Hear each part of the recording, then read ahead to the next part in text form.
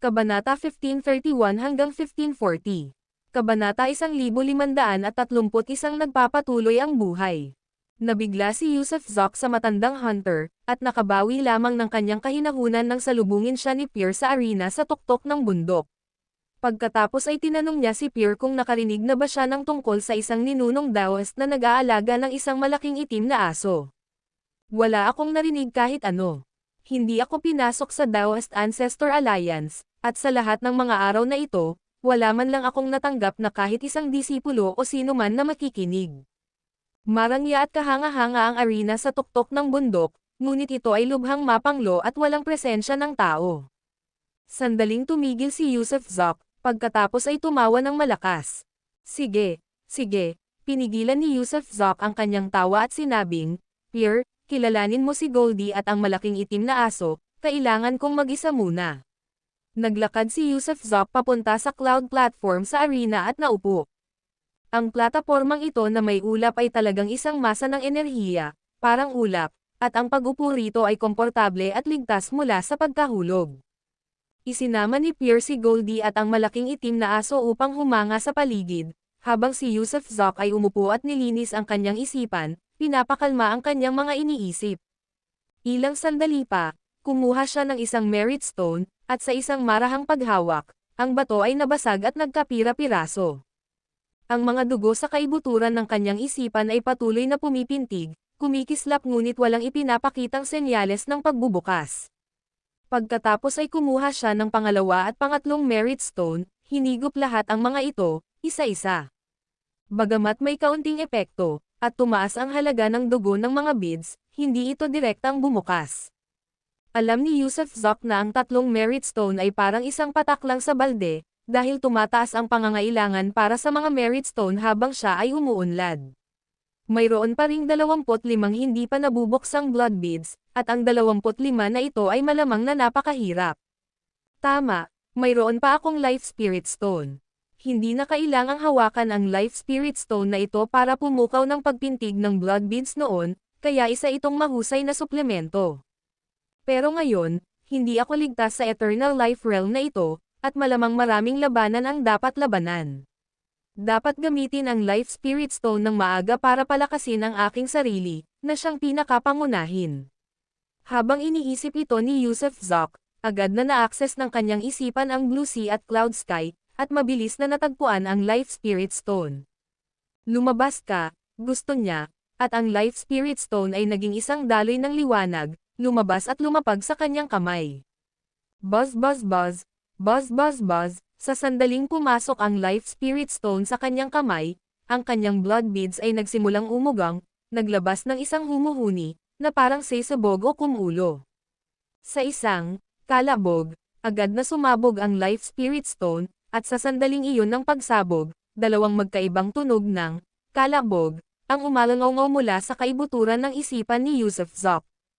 Sabay na bumukas ang dalawa, nabuksan niya ang dalawang blood beads. Phew! Buzz buzz buzz, walang tigil na nanginginig ang mga butil ng butil, at sa gitna ng ingay ng dagat na asol at langit na may ulap, ang impormasyon ay naipadala hanggang sa kaibuturan ng kanyang kaluluwa. Mausisang pinagmasdan ni Yusuf Zok ang dagat na asol at ang langit na may ulap, dahil sa sandaling iyon, tila ang lahat ng bagay ay nabubuhay, at isang espiritual na imahe ang lumitaw sa ibabaw ng mga bundok at dagat na nagkamalay, sinusubukang magbagong anyo bilang mga tao. Gayunpaman, hindi pa sila nagtagumpay, dahil hindi sapat ang enerhiya ng Life Spirit Stone. Matapos magmasid ng ilang sandali at wala nang nakitang karagdagang pagbabago, agad na hinanap ni Yusuf Zok ang bagong nakuhang impormasyon.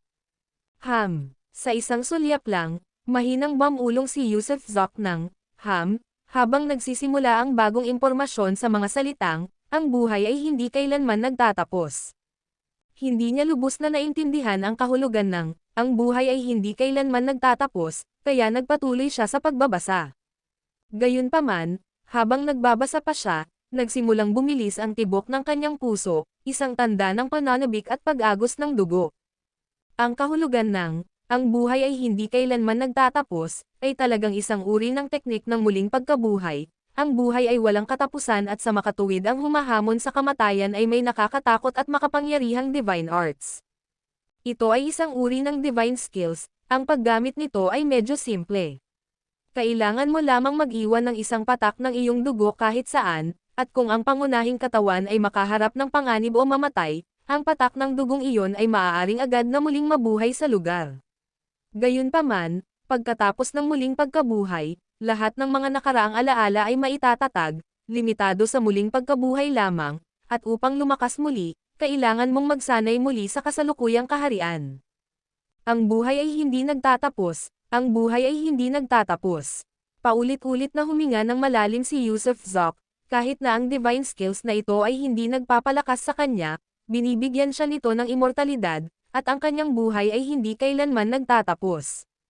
Bukod pa rito, ang pagbukas ng 2 blood beads ay lubos na nagpalakas sa kanyang pisikal na kapangyarihan, na siyang dahilan kung bakit siya ay hindi bababa sa 9 na beses na mas malakas kaysa dati. Bigla siyang nagulat, mabilis niyang kinuha ang isang communication jade slip mula sa kanyang kamay. Ang jade slip ay kumikinang sa liwanag, hudyat ng pakikipag-ugnayan ng walang iba kundi si Asher Dragon at ang 3 pang iba. Natagpuan na, Jeremiah Colon. Sumulyap si Yusuf Zoc sa jade slip at nakita ang mensahe tungkol kay Jeremiah Colon, na kasalukuyang nasa isang lungsod na nagngangalang City of Divine Plan, na nagbago ng kanyang anyo upang maging ibang tao, na kilala bilang Riley the Benevolent. Sa katunayan, ang Jeremiah Colon na ito ay mayroon ding pangalawang pagkakakilanlan, na nagbabalat kayo bilang si Riley the Benevolent, na may Riley Mansion sa City of Divine Plan, na nag-eempleyo ng libu-libong katulong sa bahay at mga alipin, at nagsasagawa ng negosyo sa immortal tea at mga halamang gamot. Nabanggit din sa impormasyon na si Riley the Benevolent ay nagampun ng maraming batang lalaki na wala pang 10 taong gulang. Ang Jade Slip ay nagtapos sa isang mapa ng lokasyon ng lungsod ng banal na plano. Lungsod ng banal na plano. Kumislap ng husto ang mga mata ni Yusuf Zoc, at bigla siyang bumangon.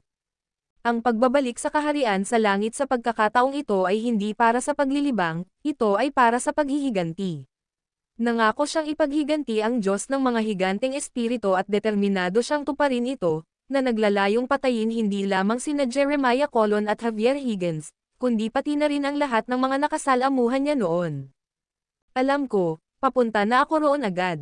Itinabi ni Yusuf Zoc ang Jade Slip, saka tumayo at marahas na pinunit ang walang laman na kalangitan gamit ang 2 kamay.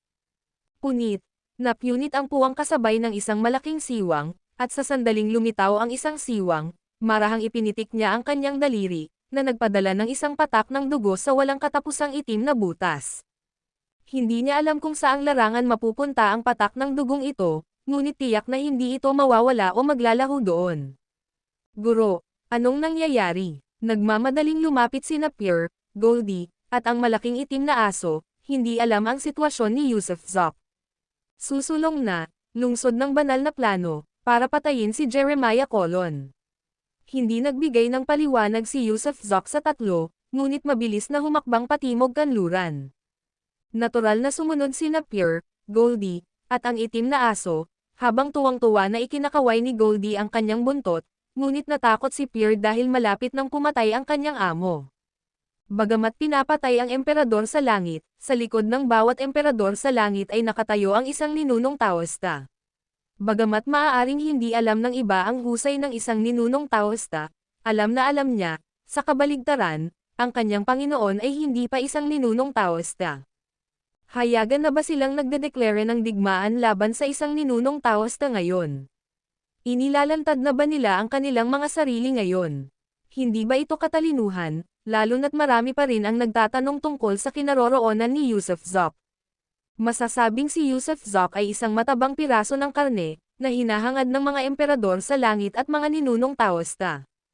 Kaya sa sandaling lumitaw si Yusuf Zoc, tiyak na hahabulin siya ng husto. Sa pag-iisip nito, hindi napigilan ni Pierre na ipahayag ang kanyang panghihikayat, Guro, maaari po ba akong sumama?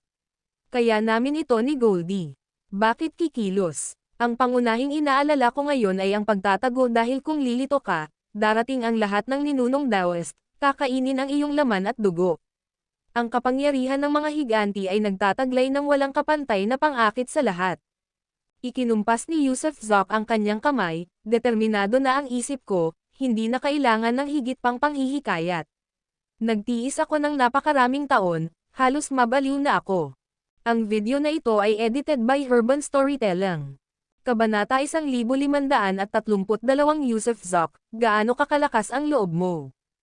Ang God Machine City ay matatagpuan sa gitnang lugar, posibleng dahil sa kalapitan nito sa Primordial City, kaya kahit hindi kalakihan ang lungsod, ito ay lubos na maunlad. Nakipagkita si Yusuf Zoc sa pangkat na pinamumunuan ni Neil sa labas ng God Machine City. Ang tunay na anyo ni Neil ay isang baka, at isa rin siya sa 5 semi-step Great Emperors. Nang makilala si Yusuf Zoc, bumulong si Neil, si Jeremiah Colon na iyon, ang emperador sa langit, ay nagbalat kayo bilang si Riley na mabuting tao at nagampon ng isang batang lalaki. Dahil napakaingat ni Jeremiah Colon, hindi kami nang ahas na pasukin ang kanyang mansyon para galugarin, kahit na dapat ay may isang lihim na silid sa ilalim nito. Tungkol naman sa katotohanang si Riley the Goodman ay si Jeremiah Colon, tila hindi alam ng mundo sa labas. Nagkataon lang na natuklasan namin ito. Gayunpaman, kung plano ng amo na kumilos, mas mabuting gawin ito sa gabi dahil may iba pang sikat na dakilang emperador sa God Machine City. Oh, iba pang mga dakilang emperador. Sino pa? Sabihin mo sa akin. Gulat na sabi ni Yusuf Zoc. Nariyan si Ramon Dixon mula sa 16 Heavenly Kings at si Nicholas Shepard. Pero sina Ramon Dixon at Nicholas Shepard, tulad ni Jeremiah Colon, ay parehong mga disipulo sa ilalim ng Tao Ancestors of Three Pure Ones. Nakuha ko. Pumasok na tayo sa lungsod. Tumanggo si Yusuf Zoc at naglakad patungo sa gate ng lungsod. Labis na nagulat si Neil, dahil tanghali noon. Kung kikilos sila, tiyak na magdudulot ito ng kaguluhan at sensasyon, samantalang ang pag-arte sa gabi ay gagawin ng maingat, patayin at pagkatapos ay aalis, napakahusay. Guro, tama si Neil, mas mabuting umarte sa gabi. Kung kinakailangan, hayaan mo akong umarte. Hindi mo kailangang umarte ng mag-isa. Huni ni Hazel Dodson, habang nakasunod kay Yusuf Zoc. Magkaiba ang epekto ng gabi at araw. Umiling si Yusuf Zoc, dahil magpatayan tayo, gawin na natin ito ng hayagan, at hindi mo ako maaaring palitan. Bagamat hindi maintindihan ng lahat kung bakit iginiit ni Yusuf Zoc ang isang lantaran na komprontasyon, hindi sila nang ahas na makipagtalo at tanging ang sumunod na lamang sa kanya papasok ng lungsod. Pagpasok sa lungsod, humarap si Yusuf Zoc kay Neil, pangunahan mo ang daan, diretso sa mansyon ni Riley na mabuting lalaki. Oo, tumanggo si Neil, pagkatapos ay biglang pumailang lang sa ere. Sumunod din ang lahat ng iba pa, na pumapailan lang sa langit. Habang paakyat sila sa kalangitan, napansin sila ng lahat ng nasa loob ng lungsod, dahil hindi pangkaraniwan para sa mga tao ang lumipad sa loob ng God Machine City. Kaya, nang si Yusuf Zoc at ang kanyang grupo na halos 300 ay tumakas, nagkagulo ang lungsod. Gayunpaman, hindi lang iyon. Nang makita ng mga mamamayan ng lungsod na ang 300 na iyon ay pawang mga powerhouse sa antas ng Heavenly Emperor, halos lumuwa ang kanilang mga mata. Saan nagmula ang mahigit 300 figurang ito na nasa antas ng Heavenly Emperor? At tila mayroon silang nakakatakot na aura. Swish! Sa loob ng wala pang 2 hininga, narating nila ang mansyon ni Riley na mabuting tao, at mahigpit itong pinalibutan ng 300 demonyong emperador. Sabay-sabay, malayang iniunat ng lahat ang kanilang banal na kamalayan upang suriin ang mansyon. Sino? Agad na lumabas ang 2 makapangyarihang hibla ng banal na kamalayan mula sa loob ng mansyon, at matinding sumalubong sa mga nasa 300. Pop pop pop pop, tila may mga kislap na lumipad mula sa mga banggaan, dahilan para magyelo ang buong espasyo, at kasunod nito, ang 2 hibla ng banal na kamalayan ay nabasag.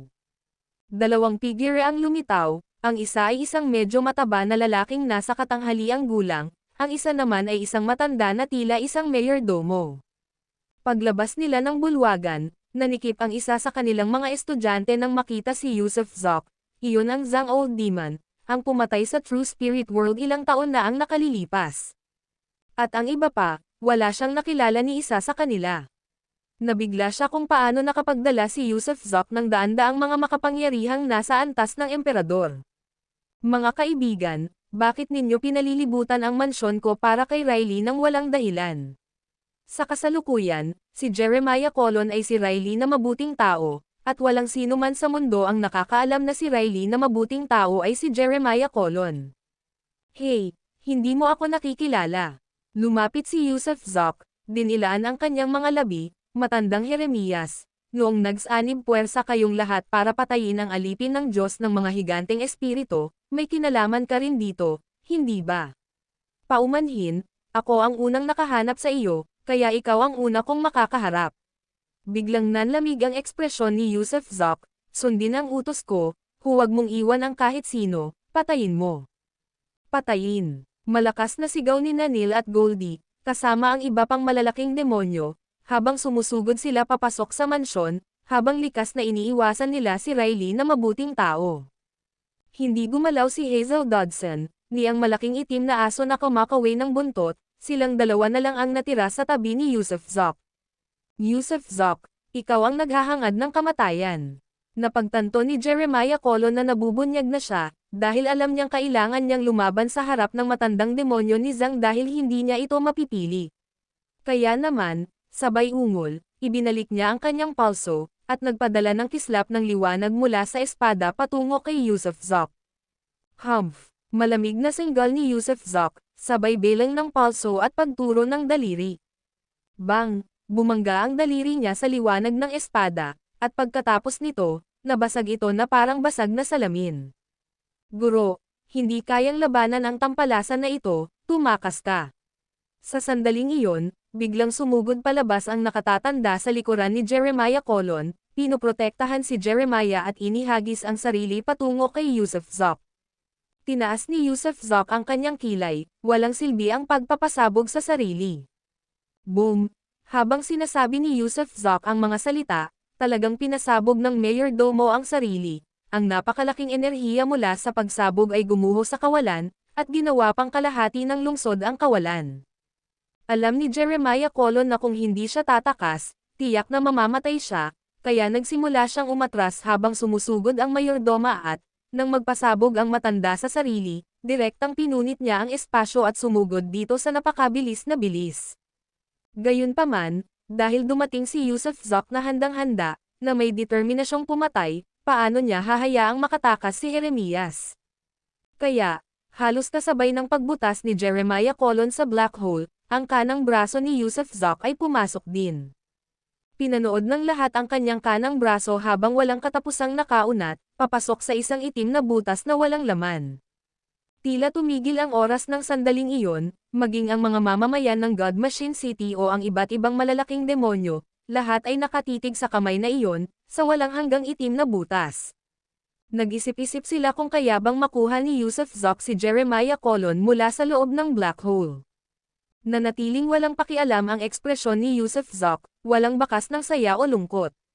Ngunit ang pagtigil ng pag-iisip ay tumagal lamang ng 2 o 3 segundo, bago bahagyang umangat ang kanyang mga labi habang iniuunat ang kanyang braso ng may pag-irap. Wow! Bilyon-bilyong tao ang nakasaksi sa eksenang ito, ang higanteng braso na humiwalay sa black hole, at walang iba kundi ang sikat na Heavenly Emperor na si Jeremiah Colon.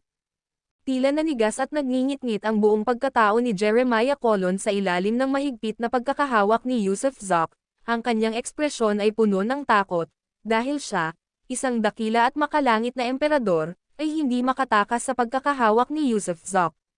Pakiramdam niya ay nakakulong siya ng ilang enerhiya, naselyuhan ang kanyang buong sirkulasyon ng dugo, tanging ang kanyang telekinesis lamang ang nanatiling aktibo, lubos siyang hindi makagalaw. Sa sandaling iyon, ang lungsod ay nabalot ng nakakakilabot na katahimikan. Tanghali ang panahon kung kailan pinakamaingay ang lungsod, ngunit sa sandaling ito ay napakalamig, lumitaw si Zhang Old Demon, agad na pinuntirya si Jeremiah Colon para sa gulo at pagpatay. Zhang matandang demonyo, demonyo, isa siyang diablo.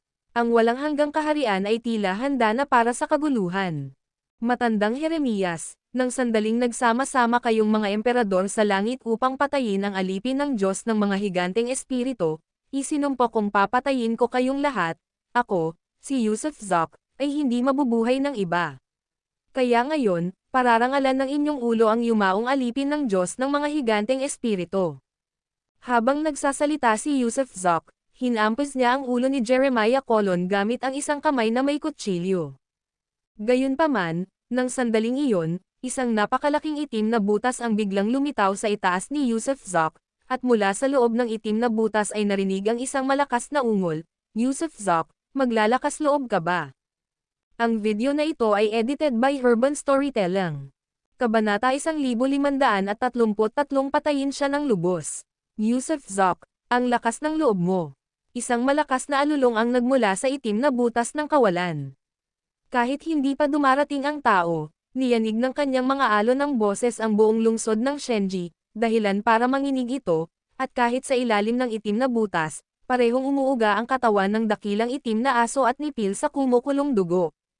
Medyo bumuti ang kalagayan ni Yusuf Zoc, posibleng dahil sa taglay niyang puso ng Diyos ng higanteng espiritu, kaya hindi kumulo ang kanyang dugo tulad ni Napil at ng dakilang itim na aso, kundi napapanatag ng puso.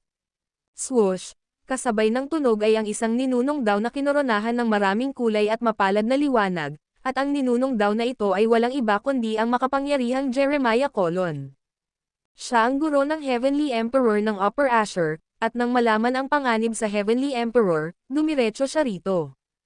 Walang kapantay ang bilis ng ninunong daw, maaaring nasa daan-daang light years ang layo niya sa nakaraang segundo, ngunit sa sumunod na sandali, tumagos siya sa maraming patong ng oras at espasyo, at nakarating dito sa isang hakbang lamang.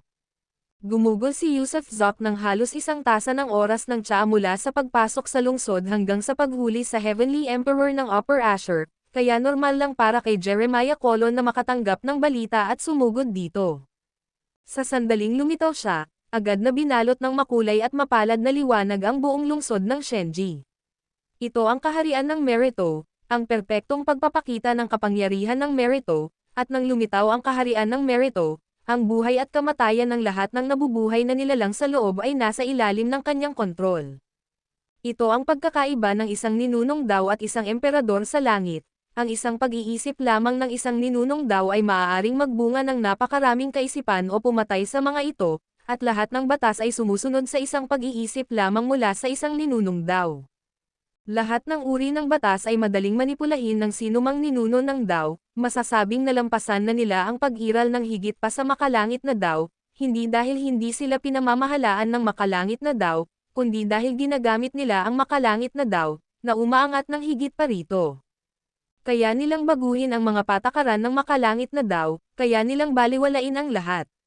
Bilang tuktok ng tanikala ng biyolohiya, ang tuktok ng lahat ng mga magsasaka, nabubuhay sila ng kasing haba ng langit at lupa, na umiiral kasama ng langit at lupa.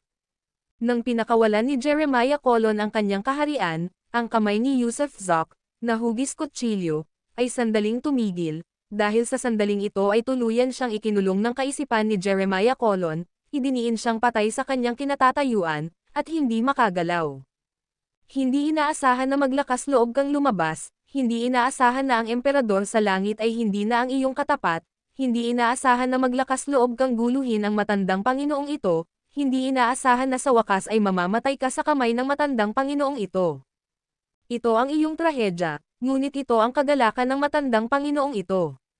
Ang pagkamit ng braso at puso ng Diyos ng higanteng espiritu ay sapat na para makamit ng matandang Panginoong ito ang antas ng Panginoon sa langit. Napakabuti, napakabuti, tunay ngang napakabuti.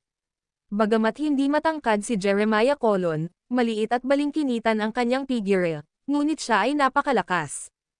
Habang nagsasalita siya, iniunat niya ang kanyang kamay para hawakan ang ulo ni Yusuf Zoc.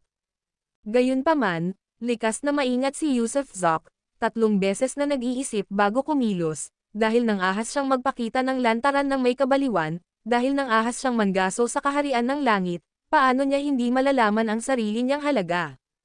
Marahil noong una, hindi siya naging makapangyarihan nang makuha niya ang puso, ngunit nang kalaunan ay makuha niya ang braso, ang kanyang kaharian ng lakas ay tumaas ng daan-daan at libu-libong beses. Masasabi niyang pagkatapos ng pagsasanib ng puso at braso ng Diyos ng higanteng espiritu, nalampasan na niya ang sarili niyang imahinasyon, bukod pa rito, ang pagsasama ng puso at braso ang nagpasimula ng pinakaunang puwersa, lalo na't ang kanang brasong ito ang sumisipsip ng maraming merit stone, kaya ang nag-iisang braso niya ay katumbas ng sa sinumang ninuno ng Dao. Kahit wala siyang taglay na merito sa kaharian ng isang ninunong daw, kaya niyang ilabas ang puwersang ginagamit ng isa. Basag, basag, buzz, buzz buzz buzz, nang gumalaw ang kanyang isipan, marahas na lumiit at nanginig ang kanyang puso, ngunit sa ilalim ng pagsabog ng lakas ng kanyang puso, ang merit realm na bumabalot sa kanyang katawan ay direktang nabasag at nabuksan, kasabay nito, nang iunat ng kanyang kanang braso ang iba't ibang kulay ng liwanag, na humahampas patungo sa kamay ni Jeremiah Colon. Sa isang kisap mata, nang magulat si Jeremiah Colon, ang kanyang kamao ay sumalpok sa palad ni Jeremiah Colon. Mula sa kawalan ay dumating ang isang kalabog, wala ng karagdagang pagyanig, o isang pagsabog na yumayanig sa mundo. Ang dalawang makapangyarihang puwersa ay nagbanggaan, nakakagulat na nilamon ang isa't isa sa isang iglap, pagkatapos ay naglaho. Humakbang paatras si Yusuf Zoc, pati na rin si Jeremiah Colon. At si Jeremiah Colon ay labis na nagulat, dahil hindi niya inaasahan na itong si Yusuf Zoc ay kayang tapatan siya ng pantay, hindi lamang masisira ang kanyang merit realm, kundi masisira rin ang kanyang palm strike. Ngayon, gusto ko siyang patayin, walang makakapidyo sa akin, kahit ninuno pa siya ng mga daw, wala siyang kwenta. Patuloy na itinaas ni Yusuf Zoc ang kanyang kamay, nag-transform bilang isang kutsilyo, marahang hiniwa ang leeg ng maputlang Heavenly Emperor ng Upper Asher. Puff! Isang malaking ulo ang lumipad pataas, at pagkatapos ay dinurog ni Yusuf Zoc ang laman ng emperador sa langit. Gayunpaman, ang emperador sa langit ay walang kapantay sa mga nasa ilalim ng isang ninunong daw, na may kakayahang maging isang emperador, sino sa kanila ang kulang sa kataas-taasang banal na kasanayan. Sino ang hindi isang sinaunang dakilang Diyos, kaya kahit na pinutol ni Yusuf Zoc ang ulo ng emperador sa langit ng Upper Asher, nanatiling buhay ang emperador, kahit na gusto pa niyang patuloy na bumuo ng isang katawan. Gayunpaman, dumating si Yusuf Zoc na may determinasyong pumatay, kaya paano niya hahayaang mabuhay muli ang emperador? Kaya naman, habang nakakalat ang ulo ng emperador sa kawalan, itinuro ni Yusuf Zoc ang noo nito. Gu. Master, iligtas mo. His. Bago pa siya matapos magsalita, may lumabas na hangin mula sa kanyang noo na parang nauubos na bola, na naglalabas ng puting usok, ito ang kanyang kaluluwa na naglalaro. Sa isang iglap, winasak ni Yusuf Zoc ang kanyang espiritu, dinurog ang kanyang utak, sa sandaling ito, namatay ang emperador sa langit, tuluyang patay. At ang pagkakasunod-sunod ng mga aksyon na ito ay natapos din sa isang iglap, masasabing, napakabilis ng bilis ni Yusuf Zoc, gustong iligtas ni Jeremiah Colon ngunit hindi niya magawa, kahit pantay-pantay ang pagtama sa kanya, hindi kayang mabawi ng kanyang interbensyon ang isang tao mula sa palad ng kalaban. Patay na ang emperador ng langit ng Upper Asher, kaya naman ang ekspresyon ni Jeremiah Colon ay namula, galit na halos manginig na ang mga paa at kamay, at umungol siya, sa itaas at sa ibaba ng kalangitan, walang makapagliligtas sa iyo, walang sinuman. Narinig ko na ang linyang iyan ng 10,000 beses na ang nakalipas, ngunit ang mga nagsalita sa akin ng mga salitang iyon ay matagal nang naging parang isang tasa ng dilaw na lupa, matandang Jeremiah Colon, ngayon ay titingnan ko kung anong klaseng bagay ang isang ninunong daw. Umalangaw-ngaw ang diwa ng pakikipaglaban ni Yusuf Zoc, sa loob ng napakaraming taon, siya ay pinigilan, patuloy na nagpapatuloy ng may pag-iingat, hindi kailanman nangangahas na saktan ang sinuman, hindi alam ang kinaroroonan ng kanyang asawa, ang kinaroroonan ng kanyang anak ay pareho, noong panahong sakripisyo siyang iniligtas ng alipin ng Diyos na higanteng espiritu noong unang panahon, na pinananatili sa kanyang puso ang isang natitirang hininga na hindi nabubuga. Tunay na hindi niya ito kayang bitawan, dahil hindi niya alam kung saan patungo ang kanyang kapalaran, hindi niya alam kung ano talaga ang kanyang hinabol sa loob ng maraming taon, kahit hanggang ngayon, wala man lang siyang tahanan. Bagamat maituturing ding tahanan ang Blue Sea at Cloud Sky, isa lamang itong lungga ng daga, na nagbabalik loob sa Blue Sea at Cloud Sky, ano ang pagkakaiba nito sa mga daga? Bukod pa rito, hindi niya kayang pakawalan ang kanyang asawa, kaya sa itaas at sa ibaba ng kalangitan, wala siyang nakitang lugar na mapagpahingahan, ni isang tunay na kanlungan. At kapag tinitingnan niya ang mga ninunong daw, nagtatayo ng mga malalaking dojo, kahanga-hanga, parang mga paraiso sa langit. Kaya bakit siya parang daga sa kalye? Bakit patuloy na binyo-bully sa paglipas ng mga taon? Bakit hindi niya kayang palayain ang kanyang pamilya? Bakit nila siya hinahanap para sa inis, hinahanap siya para sa gulo, hinahangad ang kanyang dugo at laman? Kaya naman, ang matandang demonyong si Zhang ay nagtiis ng sapat, at nabuhay pa ng sapat, sa pagkakataong ito, tunay na balak na batasin ang kalangitan. Patayin, patayin, patayin, patayin, papatayin niya sila hanggang sa lubusan silang malinis, papatayin sila hanggang sa lumiwanag at maging malinaw ang lupa. Ang video na ito ay edited by Urban Storytelling. Kabanata 1534 na kapangyarihan at mga banal na kasanayan. Lumulutang na lungsod sa sentro ng Eternal Life Realm, ang Dao Field ng Dao Patriarch na si Ben Berry. Habang ipinapahayag ang Dao, nakatanggap ng bulong ang Patriarch ng Dao na si Ben Berry mula sa isang batang disipulo, pagkatapos ay bahagyang itinaas niya ang kanyang mga kilay, ngumiti, at tumayo na nagsasabing, dito na nagtatapos ang aralin ngayon, magpapatuloy tayo bukas. Pagkasabi nito, ikinumpas niya ang kanyang kamay, at isang space-time portal ang bumukas, kung saan siya direktang humakbang. Sa timog silangan, ang Dao Field ni Bryden Vance ay nagbukas din ng isang space-time portal, papasok sa isang hakbang.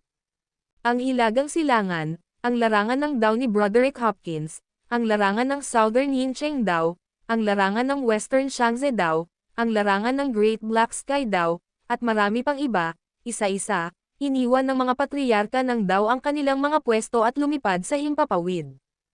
Ilang sikat na dakilang emperador, tulad ng Diyos Ayaw, dakilang Diyos Yi, Puting Emperador, Javier Higgins, at iba pa ay mabilis ding nakarating sa Divine Machine City.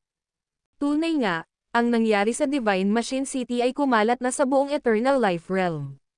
Alam ng lahat ng pinakamakapangyarihan at pinakamatataas na personalidad, kaya walang nagtuturo, nagsasanay, o lumilikha ng mga ilusyon, lahat sila ay nagmamadali patungo sa Divine Machine City. Si Yusuf Zoc, ang kontrobersyal, maalamat, misteryoso, at hindi kilalang maliit na figurang ito ay sa wakas ay lumitaw na. Alam ng lahat na si Yusuf Zoc ay isang inapo ng Diyos ng mga higanteng espiritu. Ang taong ito ay naglakad mula sa mundo ng mga mortal patungo sa kaharian ng buhay na walang hanggan, nalampasan ang mga balakid at iniwan ang kanyang alamat at mito kahit saan. Masasabing isa siyang maliit na figure na nakagawa ng isang matagumpay na kontra-atake.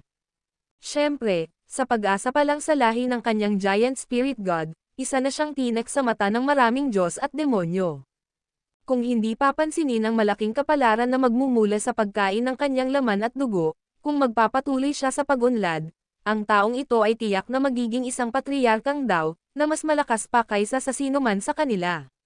Sa panahong iyon, hindi lamang niya sila aapihin kundi malamang naguluhin din niya ang lahat ng kalangitan, kaya sa kanilang paningin, si Yusuf Zoc ay isang taong hindi maaaring pahintulutang mabuhay. Hindi siya maaaring mabuhay, kailangan niyang mamatay, dahil walang sino man ang gustong makakita ng muling pagsilang ng isang higanteng Diyos na espiritu. Kaya, dali-dali silang sumugod patungo sa Divine Machine City. Tuldok-tuldok-tuldok. Samantala, sa Divine Machine City, nagsimulang magbagong anyo si Yusuf Zoc, ang kanyang higanteng anyo ay lalong tumangkad, at sa isang kisap mata, umabot siya sa taas na 100 zang, kung saan lumitaw ang isang napakalaking tungkod, na lumalaki rin ang laki. Bang! Nang umabot siya sa 100 zang ang taas, at mas matangkad pa sa kanya ang tungkod, malakas niya itong inihampas. Habang lumalaki ang tungkod, lalong lumalakas ito, at lalong bumibigat. Kaya naman, nang iunat ang tungkod, tila gumuho ang langit at dumagundong ang lupa, isang malakas na hanging astral ang umiihip ng napakalakas kaya't maging ang mga nakamasid sa malayo ay patuloy na umatras. Iyon lang ba ang kaya mong gawin? May silbi pa ba ang paglaki? Nakangising sabi ni Dao Patriarch Sanqing, nakatayo lang sa ere, iniunat ang kanyang manipis na daliri, at itinuro ang napakalaking tungkod. Sa sandaling ito, ang pagkakaiba sa pagitan ng dalawa ay parang pagkakaiba ng elepante sa langgam. Si Yusuf Zoc ay nakatayo sa lupa na parang isang napakalaking higanti, habang si Dao Patriarch Sanqing ay lumulutang sa hangin na parang isang maliit na paro-paro, isang malaking pagkakaiba sa kanilang mga proporsyon. Gayunpaman, Ang enerhiyang inilalabas mula sa daliri ni Dao Patriarch Sanching ay hindi mas mahina kaysa sa enerhiyang pinakawalan ng napakalaking tungkod ni Yusuf Zok. Boom! Sa sandaling bumangga ang tungkod sa mga daliri ni Sanching, lumitaw ang mga shockwave sa hangin, ngunit hindi sila naghiwalay pagkatapos ng pagtama. Ito ay isang labanan hanggang kamatayan, kaya natural lamang, hinanggad ng magkabilang panig na patunayan ang kanilang kahusayan, patuloy na pinahuhusay ang kanilang kapangyarihan upang supulan ang isa't isa. Naruroon ang lakas ng puso, lumabas ang napakalaking banal na lakas ng espiritu. Nagsimulang kumikirot at tumibok ng malakas ang puso ni Yusuf Zok, isang walang katapusang agos ng napakalaking banal na kapangyarihan ng espiritu ang bumulusok mula sa kaibuturan ng kanyang puso, ipinadala sa kanyang braso, pagkatapos ay sumanib sa kapangyarihan ng merito na nasa kanyang braso, mabilis na dumaloy sa napakalaking tungkod na parang kuryente. Boom! Boom boom boom! Sa ilalim ng impluwensya ng dalawahang puwersa, ang mapanupol na enerhiya ay direktang bumangga sa power of merit ni Dao Patriarch Sanching. Umungol si Dao Patriarch Sanching, puno ng gulat ang mukha, hindi inaasahang mas mahina siya kaysa sa binatilyong ito, ang kanyang power of merit ay hindi kapantay ng kay Yusuf Zok. Whoosh! Bang! Biglang nawala ng malay si Dao Patriarch Sanching, namumutla ang mukha habang pinipigilan ang pagsuka ng dugo. Haha! Tumawa ng malakas si Yusuf Zok, alam niyang ang pinagsamang puso at braso niya ang nagbibigay daan sa kanya para hindi na siya matakot sa isang patriarkang Dao, at sa katunayan, ang sitwasyon ngayon ay katulad ng kanyang iniisip, kaya niyang supulan ng lubusan ang sinumang patriarkang Dao. Kasabay nito, mabilis na pinakalma ng Papa Atres na Dao Patriarch na si Sanching ang kanyang sarili, alam na alam niyang hindi siya mananalo sa isang purong paligsahan ng lakas, kaya nagpasya siyang makipagkompetensya sa divine skills. Malaki ang pagkakaiba ng kapangyarihan at divine skills. Ang divine skills, kapag dinamit, ay maaaring magbago ng walang katapusan, na gumagamit ng finesse upang kontrahin ang lakas. Parang mayabang ka. Hayaan mong ipakita ko sa iyo kung ano talaga ang divine skills ng isang Dao Patriarch. Bulalas ni Dao Patriarch Sanching, itinaas ang dalawang kamay pataas, nanginginig ang kanyang katawan, space-time silang, temporal stasis. Buzz! Whir!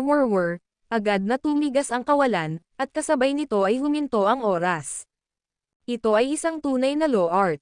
Kung ikukumpara sa kahit sinong Immortal Emperor, Divine Emperor, o Heavenly Emperor, ito ay nasa antas ng ninuno. Ang mga salita ng isang tunay na Dao Patriarch ay naging realidad. Ngunit hindi lang iyon, habang tinatakan ang espasyo-oras at humihinto ang oras, natakot si Dao Patriarch Sanching na baka masira ni Yusuf Zok ang kanyang mga banal na kasanayan at sa gayon, pinalakas ang kanyang incantation, pagsugpo sa grabidad, apoy ng impyerno, hangin ng impyerno, kulog ng impyerno, espiritual na pagbagsak, manifestasyon ng karma. Ipinatong ni Dao Patriarch Sanching ang lahat ng kanyang divine skills kay Yusuf Zok, apoy, hangin, at kulog ang nabuo sa kalawakan, na sumalakay kay Yusuf Zok, at naghagis pa ng spell para guluhin si Yusuf Zok ng demonyo, na nakamit ang spiritual falling. Nang may lapat kay Yusuf Zok ang mga sining at banal na kasanayang ito, hindi talaga siya makagalaw o makapagsalita, nanlalabo ang kanyang mga mata. Sinunog ng apoy ang kanyang katawan, ang hangin ay naging matatalas na talam na humihiwa sa kanyang balat, habang ang kulog ay patuloy na tumatama sa kanyang noo na parang mga kuryenteng naglalakbay sa isang tuwid na linya. Ito ay mga divine skills, hindi purong kapangyarihan. Ang pakikipaglaban gamit ang kapangyarihan ay nangangailangan ng pisikal na pakikibaka, samantalang ang divine skills ay hindi nangangailangan ng malapitang labanan. Tingnan natin kung paano ka makakaligtas dito. Nagpakita ng halatang kampante si Dao Patriarch Sanching nang mapansin niyang tuluyang napigilan ni Yusuf Zok ang kanyang divine skills, walang kapantay ang isang Dao Patriarch. Paano pa kaya ito maihahambing sa isang ordinaryong tao? At sa mismong sandaling iyon, hindi mabilang na pagbabago-bago ng enerhiya ang lumabas mula sa kalangitan, kasunod nito, sunod-sunod na bumukas ang space-time portal, at ang mga Dao Patriarch, Heavenly Emperor, mga demonyo, at iba pa, ay sunod-sunod na lumabas. Pagdating nila, nakita nila si Yusuf Zok, na nakatayo sa sentro ng bagyo. Haha! Sanching, sinusubukan mo bang agawin ang lahat? Tumawa ng malakas si Dao Patriarch Benberry. Oo nga, Sanching, hindi mo ba kami mahihintay? Tumawa rin si Bryden Vance. Sanching, mukhang hindi ka maganda, nasaktan ka ba? Nasaktan ka ba niya talaga? Hindi makapaniwalang tanong ng Patriarch ng Yincheng Dao. Tunay nga, ang lakas ng tampalasan na ito ay kahanga-hanga, taglay ang napakalaking huge spirit divine power. Sa usaping lakas, wala akong kapantay sa kanya, ngunit sa divine skills, kahit 100 sa kanya ay magiging abo. Ngumisi si Dao Patriarch Sanching, nagpatuloy, at, kayong lahat, magho-host ako ng isang giant spirit banquet sa loob ng 3 araw, kung saan, iinuman nating lahat ang dugo ng giant spirit at magpipiste sa laman nito. Hahaha, salamat, salamat. Paulit-ulit siyang pinasalamatan ng lahat ng Dao Patriarchs, dahil may mga bali-balita na ang pagkain ng dugo at laman ng giant spirit ay maaaring magsulong ng isang tao tungo sa isang makalangit na Panginoon. Gayunpaman, sa sandaling ito, ang hindi napansin ni Dao Patriarch Sanching ay ang dating malabong tingin ni Yusuf Zoc ay naging malinaw muli, ngunit hindi pa rin siya nakatakas sa mga limitasyon ng space-time at heaven. Ang video na ito ay edited by Urban Storytelling. Kabanata 1535 Tahol ng Aso. Habang nagkukwentuhan at nagtatawanan ang maraming matatanda, ang mga titig ni Yusuf Zoc ay agad na bumalik sa dati, halos sa loob lamang ng 1,000 segundo. Bigla, isang kislap ng dugo ang sumiklab mula sa kanyang dibdib, at ang kanyang buong katawan ay nagliyab, ang apoy ay pumapailan lang. Boom! Habang tumataas ang nagliliyab na apoy, isang malakas na pagsabog ang gamulat sa lahat ng matatanda. Gusto niyang sirain ang divine skills mo. Sigaw ng isa sa mga elder. Nagulat ang Sanching elder. Anong klaseng nilalang kaya itong si Yusuf Zoc? Hindi masisira at hindi mapapatay. Paano pa siya makakalaban? Sinusubukan mong basagin ang selyo ko, mangarap ka. Mabilis na tumugon ang Sanching elder, habang galit na sumisinghot. 7 beses niyang pinitik ang kanyang mga daliri, at 7 grupo ng malabituing kinang ang sumulpat patungo sa ulo ni Yusuf, paraan ng pag-aalis ng mga bituin sa pamamagitan ng 7 bituin. Mayroon kang mga kasanayang banal, pero ako wala. Nag-alab ang buong katawan ni Yusuf. Sa gitna ng apoy at sa loob ng selyo, pinilipit niya ang kanyang katawan, at isang hiwa ang bumukas sa kanyang noo. Ito ang mata ng langit, na may kakayahang nakawin at sumipsip ng lahat ng enerhiyang nakatagpo nito sa mundo at gawin itong kanya. Sa katunayan, marami siyang divine techniques. Sa paglipas ng mga taon, habang sunod-sunod na nabubuksan ang mga purple blood bead, walang humpay na lumilitaw ang kanyang mga divine techniques. Bagamat magkakaiba, at kahit na ang ilan ay itinuturing niyang walang silbi, sa katotohanan, ang bawat divine skill ay isang bagay na pangarap lamang makamit ng iba. Bumukas ang kanyang mata ng langit, at ang kinang ng 7 bituin ay direktang nasisipsip ng liwanag ng kanyang mata ng langit, direktang nagiging enerhiya at nasisipsip sa kanyang espiritual na sentro.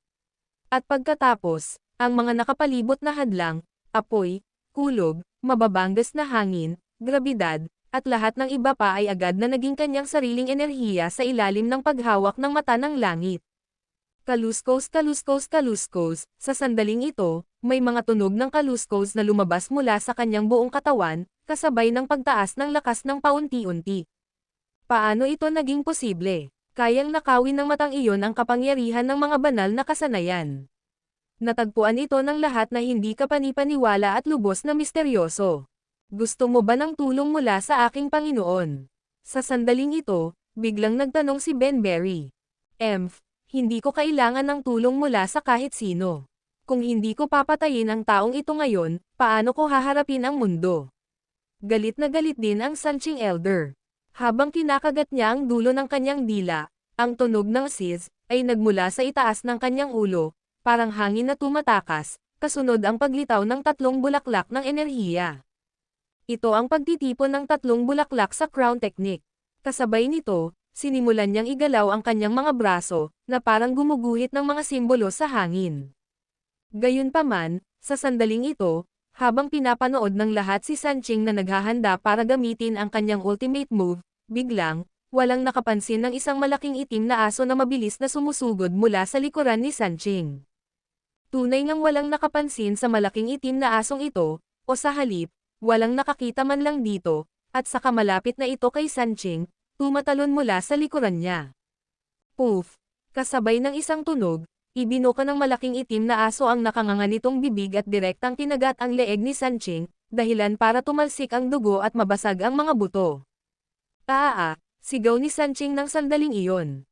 Nang malapit na niyang ilabas ang kanyang ultimate move, muntik na siyang mabaliw sa atake ng itim na aso, at ang kagat ng aso ay napakalakas, halos maputol ang kanyang leeg sa kagat na iyon.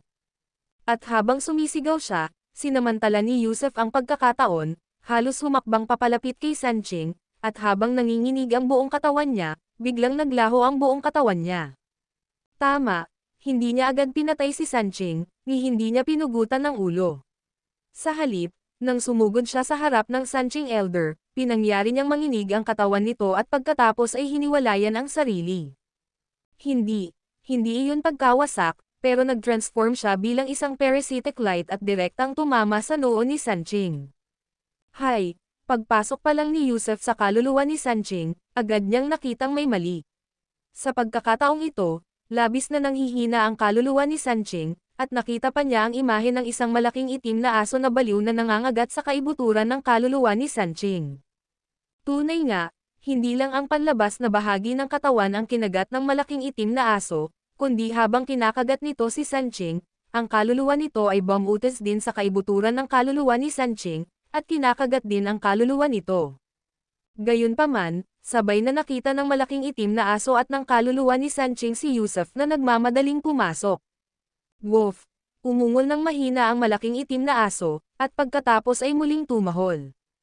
Ang tunog ng tahol ng asong ito ay nakakapangilabot na maging ang banal na espiritu ni Yusef ay patuloy na nanginginig, habang si Sanching ay nagpakawala ng isang matinis na sigaw at pagkatapos ay lumabas mula sa kanyang katawan. Tunay ngang lumabas ang banal na kaluluwa ni Sanching mula sa kanyang katawan. Splash! Pagkaalis ng kaluluwa ni Sanching sa kanyang katawan, agad na kinontrol ni Yusef ang pisikal na katawan ni Sanching. Mabilis na binawi ng malaking itim na aso ang kanyang banal na kamalayan at pinakawalan ang kanyang kagat, patuloy na tumatahol sa papalayong kaluluwa ni Sanching. Si Sanching ay naging isang kapirasong dalisay na kaluluwa, mabilis na nag-transform sa isang katawang may enerhiyang Seikiko. Sa sandaling ito, sinakop na ni Yusef ang kanyang katawan, ngunit nagawang makatakas ng kaluluwa ni Sanching. Hindi ka mabubuhay. Matalim na naisip ni Yusef, nanlilisik ang mga mata habang dalawang berdeng sinag ang direktang tumatama. Isa na naman itong divine skill, ang huge spirit radiance na nabuksan ng mga naunang purple blood beads, na partikular na tuma-target sa mga divine soul at psychic energy bodies, at mahigpit na pinipigilan ang mga ito. Nagbabago pa rin ang kaluluwa ni Sanching, at hindi pa rin matatag. Nang ang dalawang berdeng sinag ni Yusef ay sumilay patungo sa kanya, hindi pa siya tumutugon. Kasabay ng isang pagsirat, ang berdeng sinag ay tumagos sa dalisay na kaluluwa ni Sanching, na naging dahilan upang magbuga ito ng usok. Hindi maganda. Natakot ang lahat ng mga dakilang matatanda, naghahandang sumugod para sumagip. Sumabog ka para sa akin. Ayaw bigyan ni Yusef ng pagkakataon ang iba na iligtas si Sanching, kaya't umungol siya ng malakas at biglang sumabog ang dalisay na kaluluwa ni Sanching, ang napakalaking sinag ng espiritu na may kakayahang magpaputok at magpasabog ng mga katawang may psychic energy. Imposible, hindi ako mamamatay, may magligtas sa akin, may isang tao. Splash! Bago pa niya matapos ang sasabihin niya, ang kanyang dalisay na kaluluwa ay naglaho na sa kawalan. Woo! Woof woof! 2 beses na ikinakaway ng malaking itim na aso ang buntot nito, ipinapahayag ang pagdiriwang nito. Sa oras na ito, lahat ng matatanda ay napatalon, mabilis na pinalibutan si Yusef, hindi, ang katawan ni Sanching ang nasa gitna. Patay na ang kaluluwa ni Sanching, ngunit nanatili ang katawan, bagamat wala ng kaluluwa. Samantala, labis na natuwa si Yusef, matapos niyang mapatay ang kanyang unang dakilang elder, ang makapangyarihan at walang hanggang Sanching Elder, isa sa mga nangungunang dakilang elder, ngunit ngayon ay napatay na niya ito. Kahit tinulungan ng palihim na pag-atake mula sa malaking itim na aso, siya pa rin ang pumatay sa kanya. Umakyat, sigaw ni Yusef sa tuwa, muling sumisigla ang kanyang hangarin sa pakikipaglaban. Kung kaya niyang pumatay ng isa, kaya niyang pumatay ng dalawa, kaya kahit na naharap sa pagkubkob ng mahigit 60 dakilang matatanda, hindi siya natatakot kundi sabik na lumaban. Sa kabaligtaran, sina Benberry at ang iba pa ay hindi agad kumilos, dahil pinagmamasdan nilang lahat ang malaking itim na asong iyon. Napaka-misteryoso at napakalakas, anong klaseng aso ito? Kung hindi nito kinagat si Sanching, patay na kaya si Sanching? Pero kahit ano pa ang hitsura nila, wala silang makitang kakaiba sa malaking itim na asong ito. Wala rin itong pinagkaiba sa isang ordinaryong aso sa bahay, puro itim at may itim na mga mata. Kung may mga ngahas na manggulo sa akin muli ngayon, papatayin ko siya at ang buong pamilya niya, walang matitira. Matinding tinitigan ni Yusuf ang mahigit 60 matatanda, at sila, nang makita ang kanyang uhaw sa dugong titig at malademonyo na aura, ay nagbago ang kanilang mga ekspresyon. Hindi nila maaaring hayaang mabuhay si Yusuf. Kung nabuhay siya, wala silang mararanasang kapayapaan, at sa pamamagitan ng pagpatay sa kanya at pag-ubos sa kanyang laman at dugo, maaari silang maging mas malakas, marahil ay maging ang Panginoon ng Langit. Kaya, nagkatinginan ang mga dakilang matatanda at naunawaan ang determinasyon sa mga mata ng isa't isa.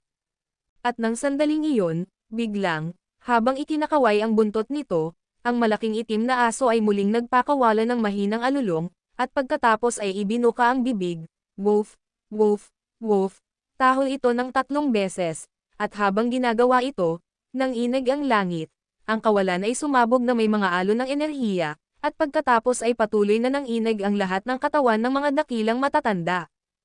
Ang video na ito ay edited by Urban Storytelling. Kabanata 1536 na isang liham mula sa isang estranghero. Nang naghahanda ng kumilos ang lahat ng ninuno ng Dao, biglang tumahol ng 3 beses ang itim na aso, at pagkatapos ay nanginig ang langit at lupa, at 3 beses na natisod ang lahat ng ninuno ng Dao. Pagkatapos ng 3 pagkatisod na ito, lubhang nagbago ang ekspresyon ng lahat ng mga ninunong Dao. Dapat malaman ng isang tao na ang 60 o higit pang mga ninunong Dao na ito ang pinakamakapangyarihan sa mga kilalang ninunong Dao sa Eternal Life Realm ngayon. Gayunpaman, ang asong ito ay tumahol ng 3 beses at pinatisod sila ng 3 beses. Isa pa bang aso ang asong ito? Anong klaseng aso ang kayang magpang-inig sa ganito kalakas na mga ninunong Dao? Kaya naman natakot ang lahat ng mga ninunong Dao. Sa simula, plano nilang kumilos ng sama-sama upang supulan at patayin si Yusuf Zok, ngunit sa sandaling ito, lahat ay may kakaibang pakiramdam. Pasensya na sa lahat, may gagawin pa ako, aalis na ako. Ang unang nagsalita ay ang Black Heavenly Dao Ancestor. Ang kanyang cultivation level ang pinakamahina, isa lamang sa mga unang Dao Ancestor, at isa siyang kilalang kontrabida, ang pinakamatuso at pinakamahina, kaya siya ang unang nakalusot sa kawalan at umalis. Mayroon din akong mga importanteng bagay, sige na. Whiz, whiz whiz whiz whiz whiz, habang paalis ang isa, lumikha ito ng parang paro-paro. May bumati, may hindi, at lahat sila ay bumati sa kawalan at umalis. Hindi sila pinigilan ni Yusuf Zok, ni hindi siya nagsalita, dahil alam niyang kahit labanan niya ang mga taong ito ngayon, magiging madugong labanan ito, at kailangan niyang makatakas sa huli. Tunay ngang hindi niya kayang manalo laban sa mahigit 60 Dao Ancestors ng mag-isa, kaya pagkatapos ng isang madugong labanan, kailangan niyang maghanap ng takasan matapos hindi inaasahang mapatay ang isa o dalawa. Gayunpaman, ang itim na aso ay nagdulot sa kanya ng isang sorpresa. Ang tahol ng aso ay nagpang-inig sa lahat ng mga ninuno ng Dao, kaya't ang mga ninuno ng Dao ay isa-isang umatras. Panghuli, maging ang malalakas na ninunong Dao tulad ni Benberry, Bryden Vance, at Yin Niyang Dao Ancestor ay nagsuklay ng kanilang mga manggas at umalis nang walang sinabi.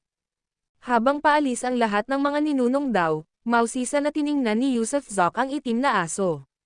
Sa totoo lang, nang ibigay sa kanya ng matandang mangangaso ang itim na aso, hindi niya ito masyadong inisip, sa pag-aakalang ang itim na aso ay may mga espesyal na kasanayan, ngunit hindi kailanman maihahambing sa isang Dao Ancestor. Bukod dito, wala rin siyang tiwala sa matandang mangangaso at sa itim na aso, kaya wala siyang gaanong komunikasyon sa itim na aso, ni hindi man lang niya ito ibinigay ang hamog ng paglikha, dahil ang hamog ng paglikha ay isang sikreto. Wala siyang tiwala sa itim na aso, kaya paano niya ito maibibigay ang hamog ng paglikha.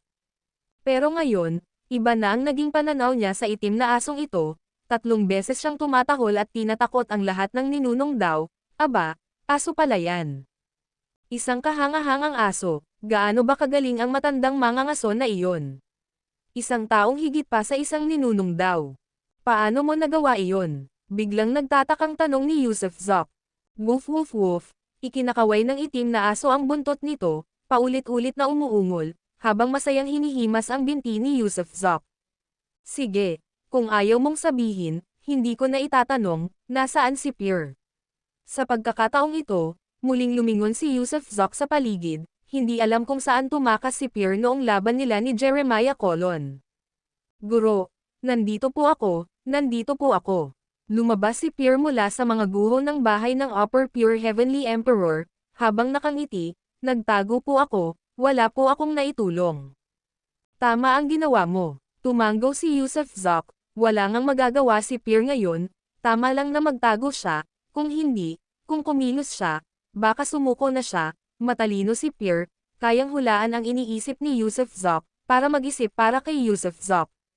Sa totoo lang, hindi ito isang relasyon ng Panginoon at alipin kundi bilang magkapatid, magkaibigan, o tiwala. Alam ni Pierre ang gagawin anumang oras. Hindi rin kumilos ang mahigit 300 Demon Emperor, lahat ay nakatayo sa looban, kahit na ang looban ay puno ng mga bangkay. Guro, ito ang singsing ng Upper Pure Heavenly Emperor. Iniabot ni Goldie ang isang singsing sa sandaling ito. Singsing. Nagliwanag ang mga mata ni Yusuf Zok, pagkatapos ay agad niyang tiningnan ang sarili niyang daliri. Siya na ngayon ang may-ari ng katawan ni Jeremiah Colon, at ang daliri ni Jeremiah Colon ay mayroon ding singsing na parang isang batong hiyas. Tingnan ko, hindi na niya napigilan ang pagkainip, binuksan niya muna ang singsing ng Upper Pure Heavenly Emperor, at nang mabuksan ito, nagliwanag ang kanyang mga mata. Mga bato ng langit na patyang, mga bato ng kabutihan, mayroon talagang 6 na piraso. Jackpot! Nanginginig ang katawan ni Yusuf Zok sa sobrang tuwa. Tingnan natin ang kay Jeremiah Colon. Agad niyang binuksan ang singsing ni Jeremiah Colon. Bakit wala? Sinuri ni Yusuf Zok ang loob ng singsing gamit ang kanyang isipan, at wala siyang nakitang kahit kalahating bato ng kabutihan, bagamat may ilang mga mahiwagang kayamanan at mga bihirang kayamanan, maging ang likas na kayamanang espiritual, ngunit walang bato ng kabutihan. Kakaiba yan. Pagtataka ni Yusuf Zok, ang Upper Pure ay disipulo ni Jeremiah Colon, at ang Upper Pure ay may 6 na piraso, bakit wala si Jeremiah Colon? At ang 6 na pirasong ito ay tiyak na isang patak lamang sa karagatan. Naisip ni Yusuf Zok, habang naaalala na ang mga Virtue Stone ay dati nang hindi gaanong epektibo. Ngayon, para mabuksan ang isang Blood Bead, maaaring kailanganin niya ng 180 Virtue Stone, kaya ang 6 na piraso, kahit nakakagulat, ay maaaring hindi sapat para tunay na mabuksan ang isa pang Blood Bead. Dahil hindi maintindihan kung bakit walang Virtue Stones ang singsing ni Jeremiah Colon, hindi na lang ito inisip ni Yusuf Zok at kinuha ang Communication Jade Slip.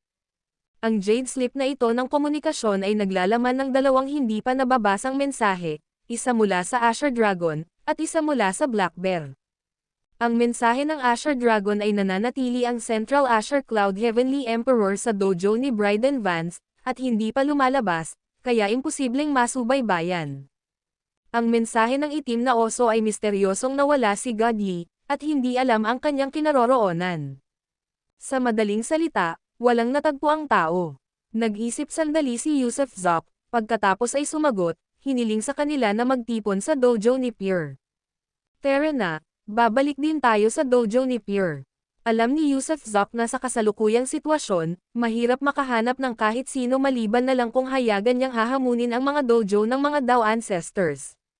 Pero kapag hayagan na siyang lumapit sa kanila, hindi maiiwasan ang alitan, at maaaring hindi naman talaga siya ang manalo. Hindi, siguradong hindi siya mananalo. Hindi niya natukoy ang buong kakayahan ng itim na aso o ang sarili niyang kapangyarihan matapos niyang mapatunayan sa pamamagitan ng anyo ni Jeremiah Colon. Marami siyang natuklasang mga kakulangan, masasabing isa itong maliit na tagumpay, at sa takot na baka maghanda ang mga ninunong daw na iyon para sa susunod na labanan. Kaya huwag magmadali, maghintay ka lang ng kaunti. Isang makapangyarihang grupo ang lumipad patungong Hilagang Silangan.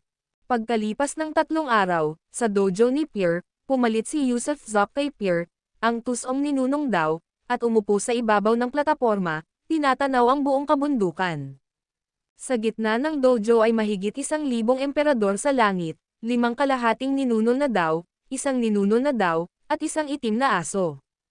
Ito ang kabuuan ng kanyang koleksyon ng mga trump card sa mga sandaling iyon, tiyak na marami na siya ngunit medyo mahina pa rin siya, hindi sapat para lipulin ang pangkalahatang sitwasyon, para laganapin ang Eternal Life Realm. Kailangan niyang maging mas malakas, mas mabilis na mas malakas. Sa kasalukuyan, 2 bagay lamang ang makapagpapalakas sa kanya, ang mga Virtue Stone o ang natitirang 7 bahagi ng katawan ng Giant Spirit God. Pero hindi niya alam kung nasaan ang 7 iba pang bahagi, ang aksidenteng pagkatagpo sa puso at kanang braso, at ang pagkatagpo sa mga ito ay parang paghahanap ng karayom sa tumpok ng dayami. May isa pang paraan. Biglang naalala ni Yusuf Zoc ang isa pang paraan ng pagiging malakas, ang Heavenly Dao Gate. Sa loob ng Heavenly Dao Gate na iyon kung saan kahit ang isang isdang tumatalon ay maaaring magbagong anyo bilang isang dragon, tiyak na mapapalakas siya nito. Maghanda na ang lahat, pupunta tayo sa Heavenly Dao Gate mamayang hapon. Determinadong sabi ni Yusuf Zoc, sinamantala ang panahong natatakot ang mga ninunong daw na makialam, at mabilis na pinalakas ang kanyang sarili.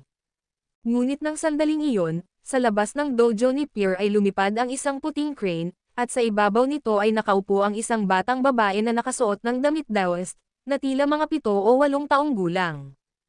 Hindi bumaba ang crane, kundi lumutang-lutang sa ere habang casual na inihagis ng batang babae ang isang sulat, Yusuf Zoc, ako ang mensaherong anak ng Spirit Night Pavilion, may sumulat ng sulat para sa iyo.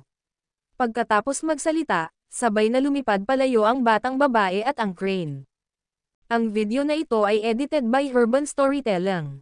Kabanata 1537 Kapatid na Yusuf Zoc. Ano ang Spirit Night Pavilion? Kinuha ni Yusuf Zoc ang sulat at tumingin kay Phil at sa isang grupo ng mga makapangyarihang nilalang. Hindi siya pamilyar sa Eternal Life Realm, wala siyang kaalam-alam tungkol dito, mas kaunti pa ang kaalaman niya kaysa sa mga makapangyarihang nilalang na iyon.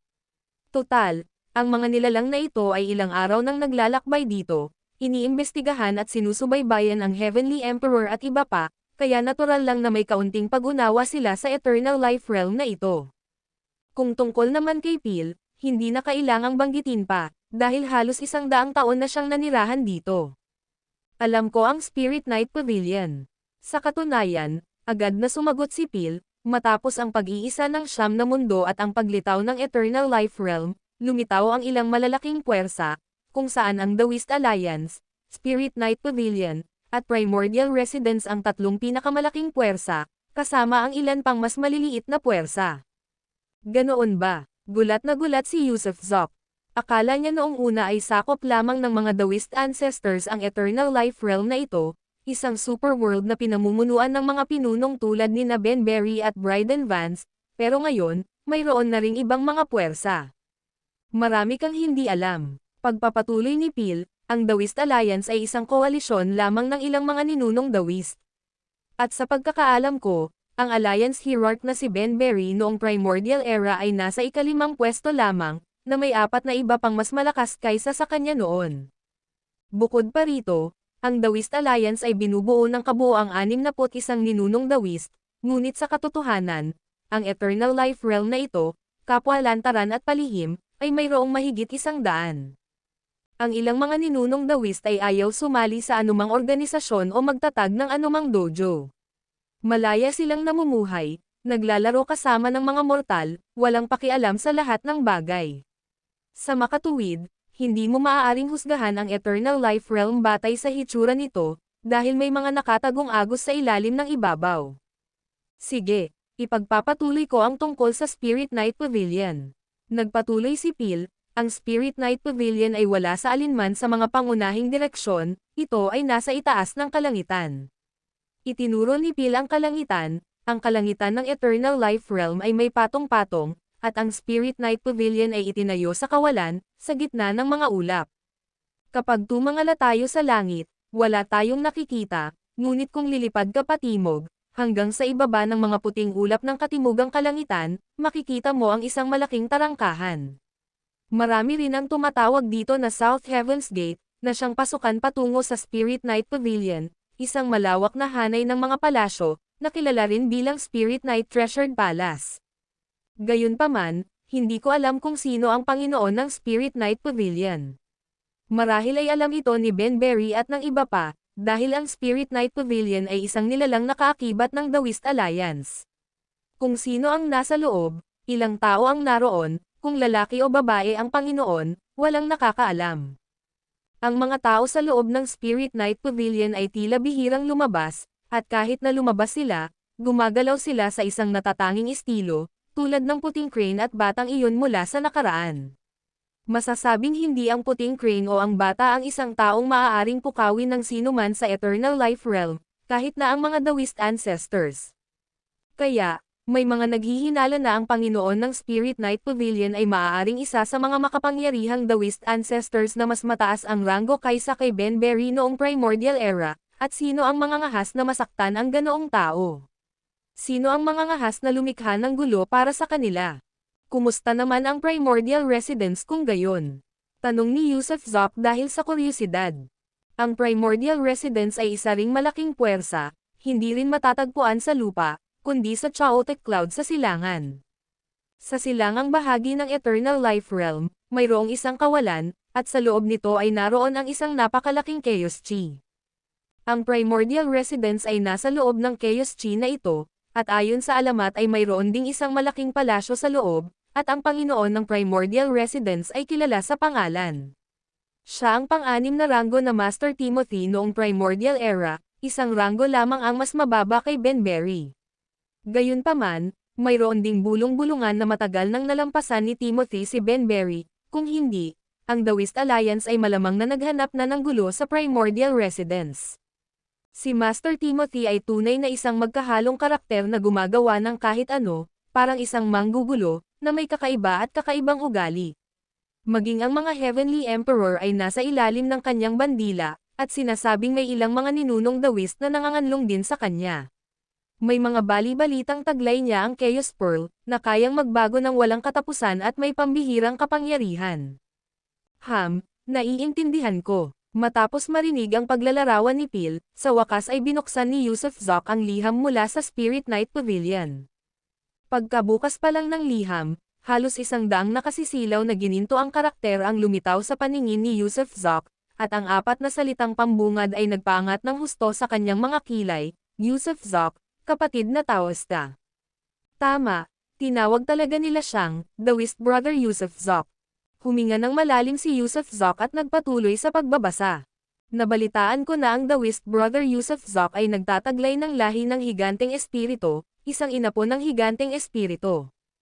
Ang aking hindi karapat-dapat na ninuno ay minsang sumamba sa ilalim ng trono ng higanteng espiritu upang pag-aralan ang Dao, at pagkatapos ng pagpanaw ng aking ninuno, ang ninuno ay nag-iwan ng isang utos, ang higanteng espiritu ay isang pamilya sa likas na katangian. Kamakailan lamang, ang mga kilos ng The West Brother sa Eternal Life Realm ay nakarating sa aking mga tainga. The West Brother, ang iyong mga kilos ay medyo hindi matalino at maaaring magdulot ng kapahamakan. Dahil sa ilang hindi sinasabing lihim na kasunduan sa labas ng mundo, hindi ako makalabas ng Spirit Night Palace. Kaya naman, inaanyayahan ng liham na ito ang The West Brother na pumunta para sa isang pag-uusap. Spirit Night Palace Master Golden Key. Narinig mo na ba ang tungkol sa Golden Key? Agad na tumangala si Yusuf Zok kay Phil. Umiling si Phil, hindi ko pa naririnig yan. Kawili-wili. Binitawan ni Yusuf Zok ang sulat. Nabanggit ng Spirit Night Palace Master sa sulat na siya ay nasa panganib, marahil ay para takutin siya at hikayatin siyang hanapin sila para magtanong tungkol sa panganib, na may itinago siyang maliit na pahiwatig. Gayunpaman, inangkin niya na ang kanyang ninuno ay isang disipulo ng higanteng espiritu. Nag-aral ng Dao kasama ang higanteng espiritu. Iyan ay isang bagay na dapat isaalang-alang, Marahil ay nagsisinungaling siya, o marahil ay totoo ito. Siya nga pala, saan matatagpuan ang Heavenly Dao Gate? Biglang tanong ni Yusuf Zok. Ang Heavenly Dao Gate ay wala rin sa mainland ngunit nangangailangan ng pagtagos sa dimensional void ng Eternal Life Realm upang makapasok sa isang daanan. Pagkatapos maglakad sa isang bahagi ng daanan, mararating mo ang Heavenly Dao Gate. Isa lamang itong gate, at narinig ko rin na ang senaryo sa loob ng Heavenly Dao Gate ay iba-iba para sa bawat isa, depende sa kapalaran at pagkakataon ng isang tao. Bukod dito, ang bawat tao ay maaari lamang makapasok ng isang beses sa isang buhay. Kumusta naman ang Gang de Gate? Tanong muli ni Yusuf Zok. Hindi ko alam ang tungkol sa Gang de Gate. Umiling si Pil at sinabing, pero dapat alam ng ibang mga ninunong Daoist. Sinasabing ang Gang de Gate ang pinakamisteryoso at makapangyarihang nilalang. Guro, ano na ang gagawin natin ngayon? Dapat ba tayong pumunta sa Heavenly Dao Gate o sa Spirit Night Pavilion? Tanong ni Pil. Pinaikit ni Yusuf Zok ang kanyang mga mata. Sa totoo lang, hindi pa rin alam kung kaibigan o kaaway ang Spirit Night Pavilion. Bagamat napakagalang ng sulat, tinawag niya itong Daoist Brother, at lahat, hindi pa niya sila nakikilala o nakikilala. Ang pag-asa sa isang sulat na direktang mapupunta sa kanilang mga kamay ay tila padalos-dalos. Kung lalabas sila para hulihin siya na parang pagong sa loob ng garapon, masama iyon. Hindi tayo pupunta sa Spirit Night Pavilion, pupunta tayo, sabi ni Yusuf Zok ngunit naputol ito nang biglang tumaas ang kilay, nang tumangala sina Pil at ang iba pang makapangyarihang nilalang. Sa kalangitan, tatlong daloy ng liwanag ang kumislap at dumating. Matapos tumigil ang liwanag sa himpapawid, agad itong nag-iba at naging tatlong tao. Tatlong babae ang lumitaw, ang isa ay isang kaaya-ayang dalaga, nakasuot ng marangyang kasuotan, nakamamangha ang ganda na parang isang diwata, habang ang dalawa pa ay malinaw na mga batang babae, mga tagapag-alaga ng marangyang ginang na ito.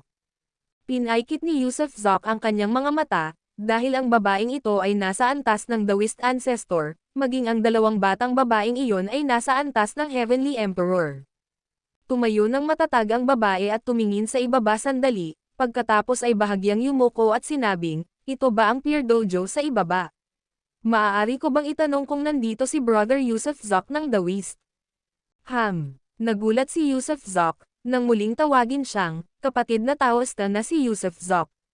Dati, hindi niya nakikita ang taong iyon at tinatawag lamang siyang Daoist Brother sa isang liham. Ngayon, may isang babaeng ninunong Daoist, na paulit-ulit na tinatawag siyang Daoist Brother. Ngunit dahil ang kabilang panig ay magalang, yumuyuko at magalang, gaya ng kasabihan, huwag mong saktan ang nakangiting mukha, tumayo rin siya, pinagsalikop ang mga kamay patungo sa babae at sinabing, ako si Yusuf Zok, maaari ko bang malaman kung sino ka? Ako si Myla Bell, asawa ni Master Timothy mula sa Primordial Residence.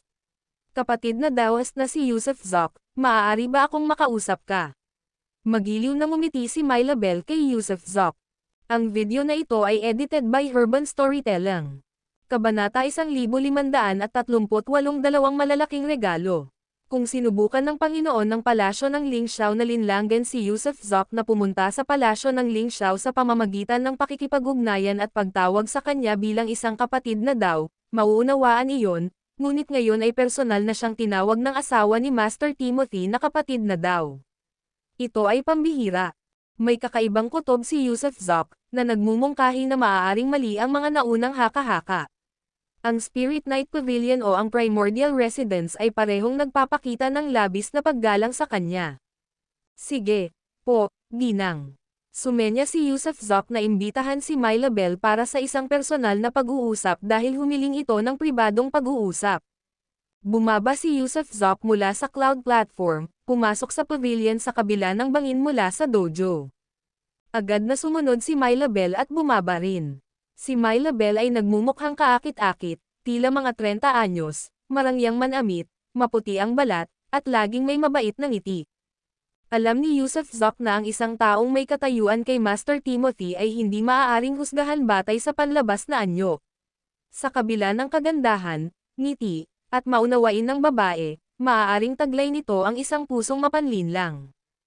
Tunay nga, ang mga tao ay mababaw lamang makikilala, Ang panlabas na anyo ay mapanlinlang, at ang pagtatasa sa isang tao bilang isang ninuno ng Dao ay malayong maging simple. Gaya ng inaasahan, yumuko si Myla Bell kay Yusuf Zok at marahang sinabi, ginulat ni Dao Brother Yusuf Zok ang mundo, at naging alamat siya sa Eternal Life Realm. Pinapunta ako ng asawa ko para batiin si Dao Brother. Hindi isang alamat, bagkus, isang pantirya ng galit ng lahat. Mapaglarong sabi ni Yusuf Zok. Nakakatawa si Dao Brother. Bahagyang ngumiti si Myla Bell. Ang ninuno ng Three Ching Dao ay maaaring hindi pa nakapasok sa top 10 noon ngunit namumukod tangi pa rin sa top 20. Ang kakayahan ni Dao Brother na patayin siya ay nagpapatunay na sa mundo ngayon, kakaunti lang ang kalaban ni Dao Brother. Kung gayon, nandito lang ba si Ginang para bumati, o may iba pa? Diretso sa punto si Yusuf Zok. Oo nga, nag-isip sandali si Myla Bell at nagpatuloy, kamakailan lang. Isang anomalya ang lumitaw sa isang balon sa aking primordial residence, at isang espiritual na entidad ang lumitaw, isang maalamat na banal na prutas. Karaniwan, ang isang banal na prutas ay nabubuo sa isang unit, ngunit sa loob ng aming balon, 3 banal na prutas ang nabuo. Nabanggit ng aking asawa na ang kanyang mga ninuno ay may malalim na ugnayan sa lahi ng iyong giant spirit god, na nag-iisip ng mga matalik na relasyon.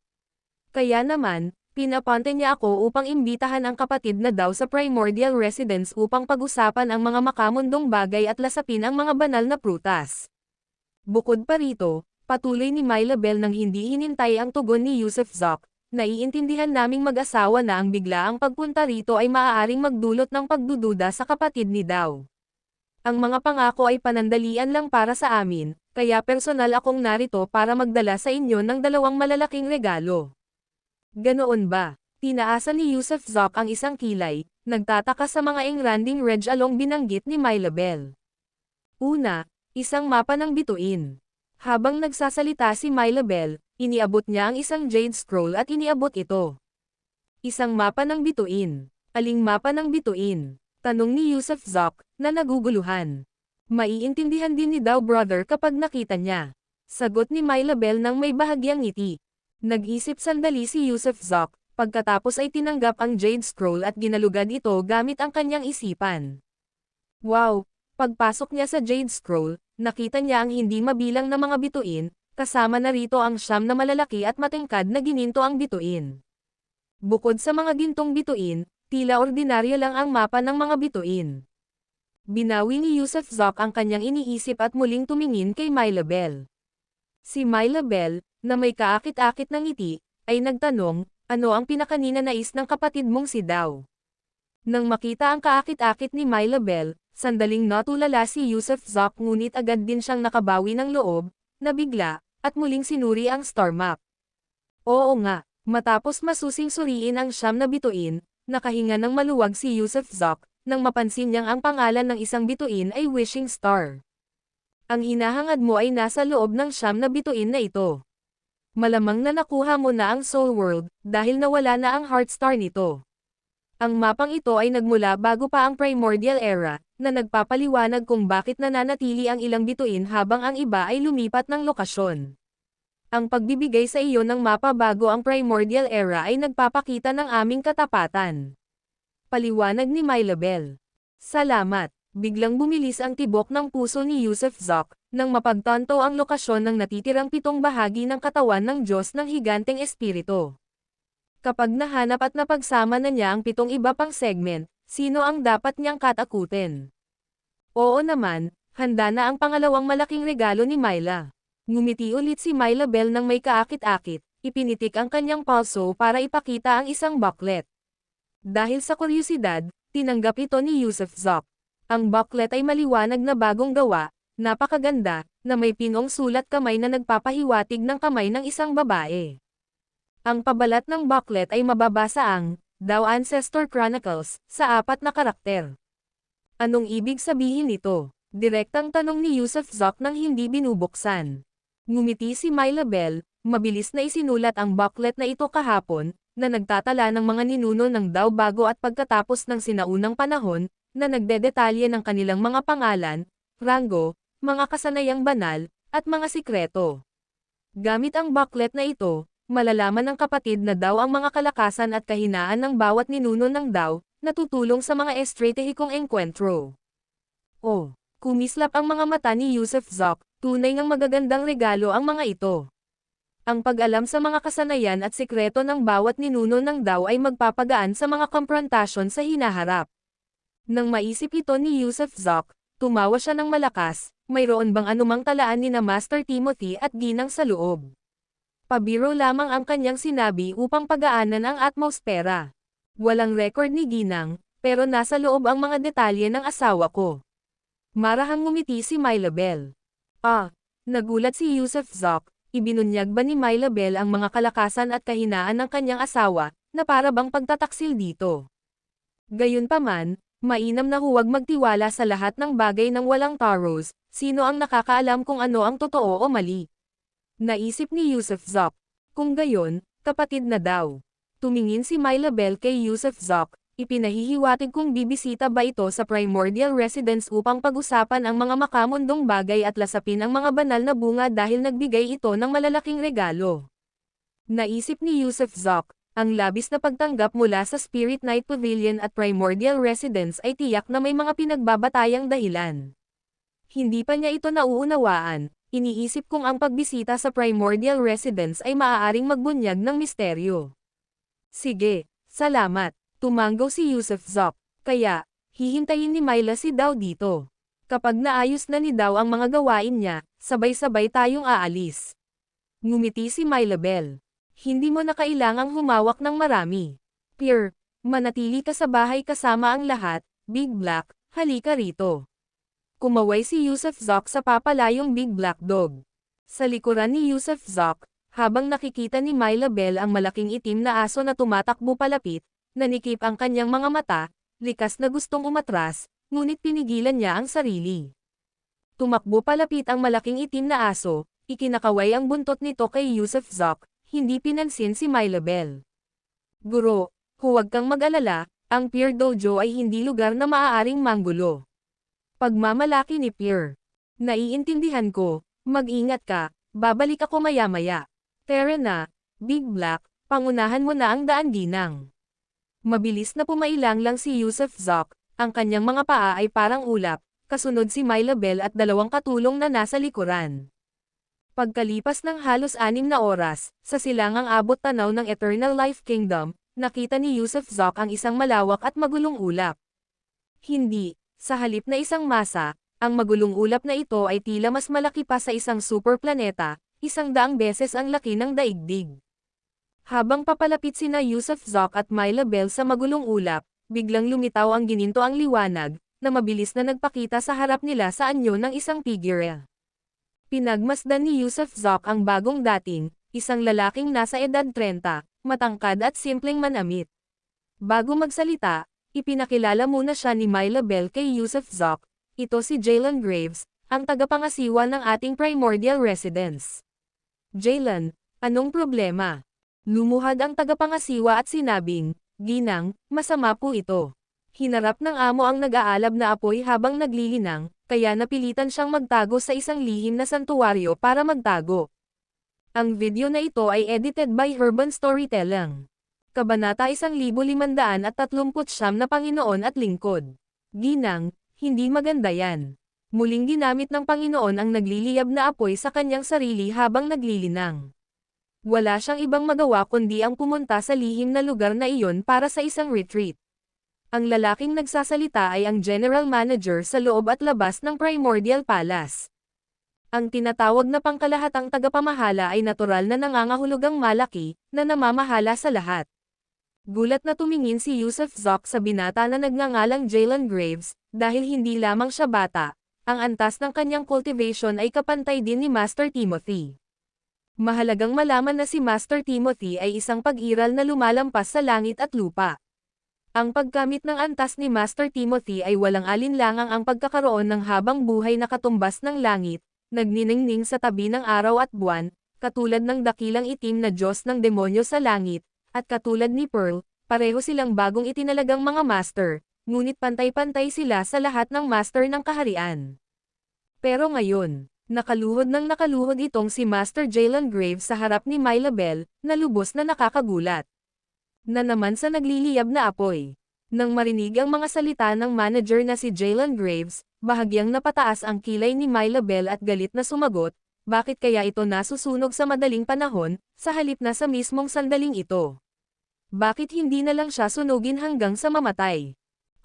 Natigilan sandali si Yusuf Zoc, habang mapait na ngumiti si Myla Bell at sinabing, Kuya daw, ang asawa ko ay walang galang at hindi kayang lumapit at bumati sa iyo. Lahat ng ito ay dahil sa maghapon siyang nagpa-practice at madalas siyang nawawala sa apoy nitong mga nakaraang taon. Kapag nawala na siya sa apoy, dapat siyang umatras sa lihim na lugar. Naiintindihan ko. Pinaikit ni Yusuf Zoc ang kanyang mga mata, dahil hindi pa rin siya sigurado kung totoo ito, kung ang apoy ba talaga ang nagdulot sa kanya ng gulo o hindi. Hindi ito sigurado, marahil ay sadyang iniiwasan siya ni Master Timothy, o marahil ay may balak na naghihintay sa kanya. Kuya daw, pumasok ka muna sa palasyo, dapat ay maayos na ito agad ng asawa ko. Yumuko si Myla Bell kay Yusuf Zoc. Bakit hindi na lang ako bumalik pagkatapos makalabas ni Timothy Marsh mula sa retreat? Nag-isip si Yusuf Zoc. Hindi. Agad na pinigilan siya ni Myla Bell, hindi alam ni brother daw. Ang bunga ng merito ay mahihinog bukas, at pagkatapos ng bukas, ang bunga ng merito ay mawawalan ng silbi, kaya hindi ito maaaring ipagpaliban. Kung hindi makakain ng aking asawa ang prutas, nangangahulugan ito na wala siyang kaugnayan dito. Hindi ba't hindi naaangkop? Naisip ni Yusuf Zoc sa sarili, wala ang asawa sa bahay, at nandito ako para kumain ng kanilang pinakamahalagang prutas. Bagamat nakakaaliw ang hostess, dahil ang primordial residence na ito ay ipinangalan kay Master Timothy, natural lang na si Master Timothy ang namamahala sa palabas, kaya hindi nararapat para sa hostess na magdesisyon. Siya nga pala, bago umalis ang Panginoon, inutusan niya na kung darating si kapatid na Yusuf Zoc, dapat muna niyang kainin ang bunga ng merito, at maaari ring makapasok si kapatid na Yusuf Zoc sa Chaos Cloudwell para sa paglilinang. Haha, nagbilin na ang asawa ko, kuya daw, pakiusap naman. Senadoryas ni Myla Bell kay Yusuf Zoc. Sige, hindi ako magiging magalang kung ganoon. Sumugod si Yusuf Zoc papasok sa magulong ulap. Mayroon ding portal ang magulong ulap, kung saan papasok sa portal ay makikita ang mga alon-alon na bundok, luntiang damo, asol na kalangitan, at puting ulap. Lahat ng palasyo ay itinayo sa tuktok ng mga bundok, maringal at kahanga-hanga. Siyempre, ang pinakamalaki at pinakakahanga-hangang tuloy-tuloy na palasyo ay matatagpuan sa gitna, na ginawa na parang palasyo ng langit, at napakaganda. Si Yusuf Zoc, kasama ang malaking itim na aso, at si Myla Bell, kasama ang grupo ni Jalen Graves, ay pumasok sa gitnang primordial residence. Matapos makaupo ang magkabilang panig, agad na pumalakpak si Jalen Graves ng 3 beses, kung saan 12 ng mga babaeng halos walang damit ang pumasok sa bulwagan, may anhing sumasayaw, mga music hero na tumutugtog ng musika, at mga attendant na naghahain ng tsaa. Kuya daw, paano mo nahanap ang primordial residence ko? Itinaas ni Myla Bell ang kanyang tasa bilang senyales. Nag-isip sandali si Yusuf Zoc at binuod ito sa 4 na salita, ginawa na parang palasyo ng langit. Kuya daw, napakabait mo. Ngumiti si Myla Bell, ngayon, dapat magpahinga si kuya daw sa aking primordial residence para sa gabi, at maaari ka ring pumasok sa anumang lugar ng paglilinang sa aking primordial residence. Maghihintay para sa tanghali bukas, kapag ang bunga ng merito ay hinog at bumagsak, sama-sama natin itong lalasapin. Mabuti, salamat. Magalang na tumanggo si Yusuf Zoc. Natapos ang sayaw ng mga mananayaw, at pagkatapos ay inihain ang pagkain. Matapos magpalitan ng ilang maiikling salita at uminom ng ilang tasa ng alak, natapos ang piging dahil wala sa bahay ang lalaking amo at hindi na yumangay ang kapaligiran. Pagkatapos ng salo-salo, inihatid ni General Manager Jalen Graves si Yusuf Zoc sa isang villa sa tuktok ng bundok na espesyal na inihanda para kay Yusuf Zoc, kasama ang 60 katulong, at lahat ng bagay sa villa ay bago pa lamang. Matapos ayusin ni Jalen Graves si Yusuf Zoc, umalis siyang mag-isa, at pinaalis din ni Yusuf Zoc ang mga katulong sa bundok, dahil ayaw niya sa maraming tao, at masunaring lumipad palayo ang mga katulong. Nakaupo si Yusuf Zok sa pasilyo, habang ang malaking itim na aso ay nakahiga sa kanyang paanan, nakaunat ang dila, tila pareho silang abala sa kanilang mga iniisip, hindi nag-uusap ng matagal. Samantala, ang general manager na si Jalen Graves ay lumipad pabalik sa primordial residence area, pumasok sa kwarto ni Mylabel, at nagulat sa mahinang boses, umupo na siya ngunit pinaalis na niya ang mga katulong. Maingat na ingat, sa oras na ito, si Mylabel ay nakaupo nang nakakross ang mga paa sa kama, nilulunok ang isang makukulay na perlas, na patuloy na naglalabas ng mga singsing na liwanag. Sinipsip niya ang mga singsing na liwanag sa kanyang bibig, na naglalabas ng mga ingay na nagmumula sa kanyang katawan.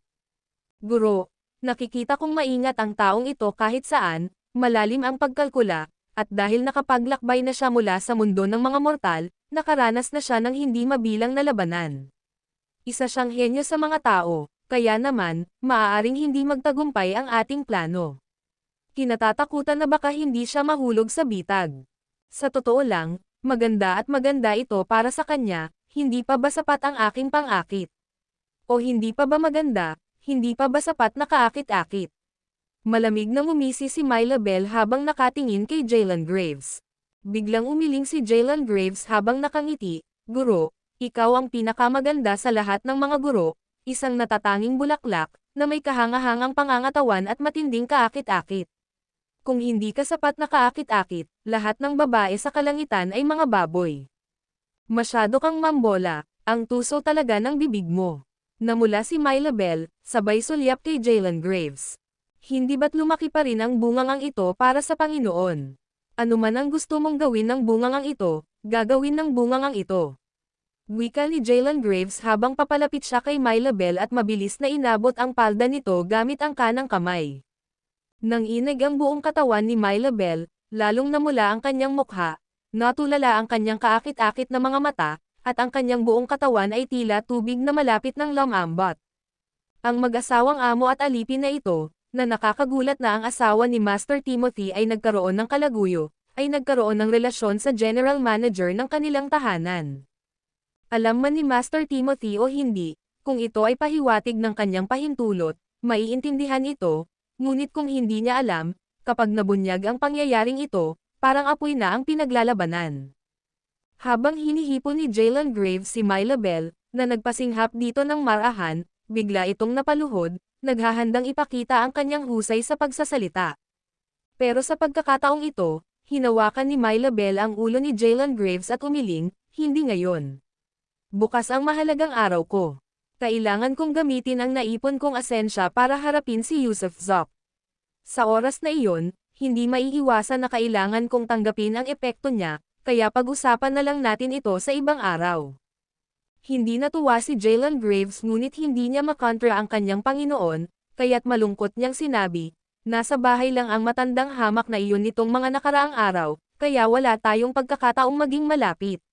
Sa wakas ay napag-uwian na naman niya ang isa pang pag-urong, at saka dumating si Yusuf Zok, "Labis akong nandidiri. Naiinggit ka ba?" "Oo nga't nakaharang ang matandang soang palad.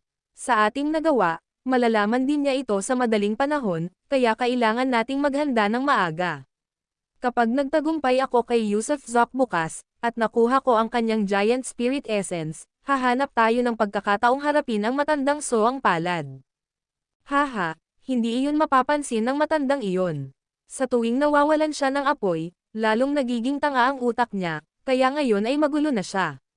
Pero guro, tama ka, kapag wala na siya, magiging malaya na talaga tayo. Isa pa, kailangan din ni Yusuf Zok na. Hinding-hindi, bago pa matapos si Jalen Graves, tumanggi si Mylabel at sinabing, si Yusuf Zok mismo ay hindi isang banta, ngunit ang kanyang malaking itim na aso ay pambihira. Ang malaking itim na asong iyon ay, dito, hininaan ni Mylabel ang kanyang boses at mabilis na bumulong ng isang bagay sa tainga ni Jalen Graves. Ano? Nang marinig ang mga salita ni Mylabel, namutla si Jalen Graves sa takot, "Kung gayon, hindi ko talaga siya mapapatay, hindi ko siya mapapatay."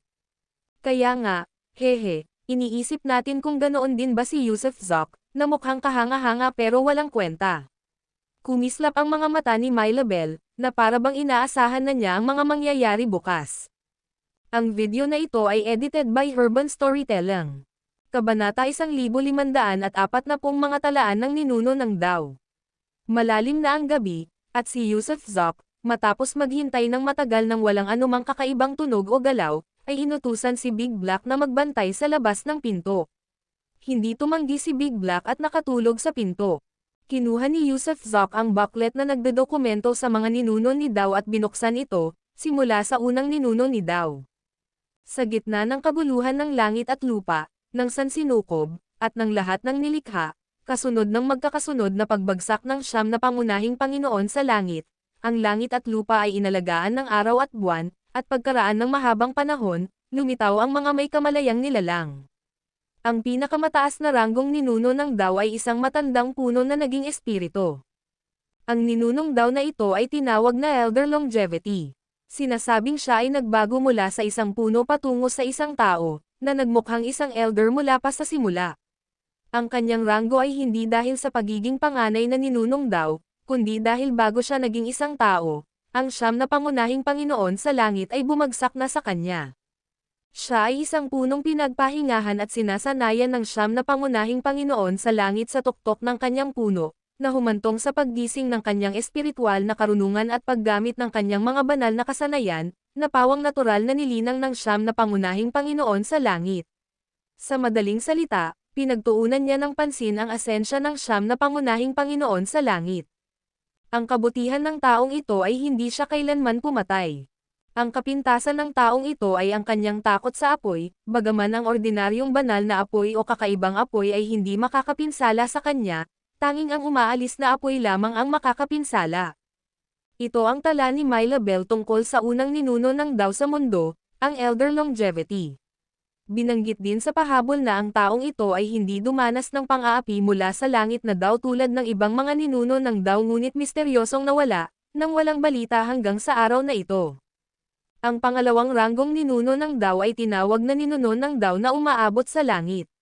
Ang ninuno ng Dao na umaabot sa langit na ito ay lumitaw mula sa isang pagsabog ng asensya sa kawalan ng unang magbukas ang langit at lupa, sa gayon ay naging isang Diyos, na nakamit ang kataas-taasang katayuan ng ninuno ng Dao.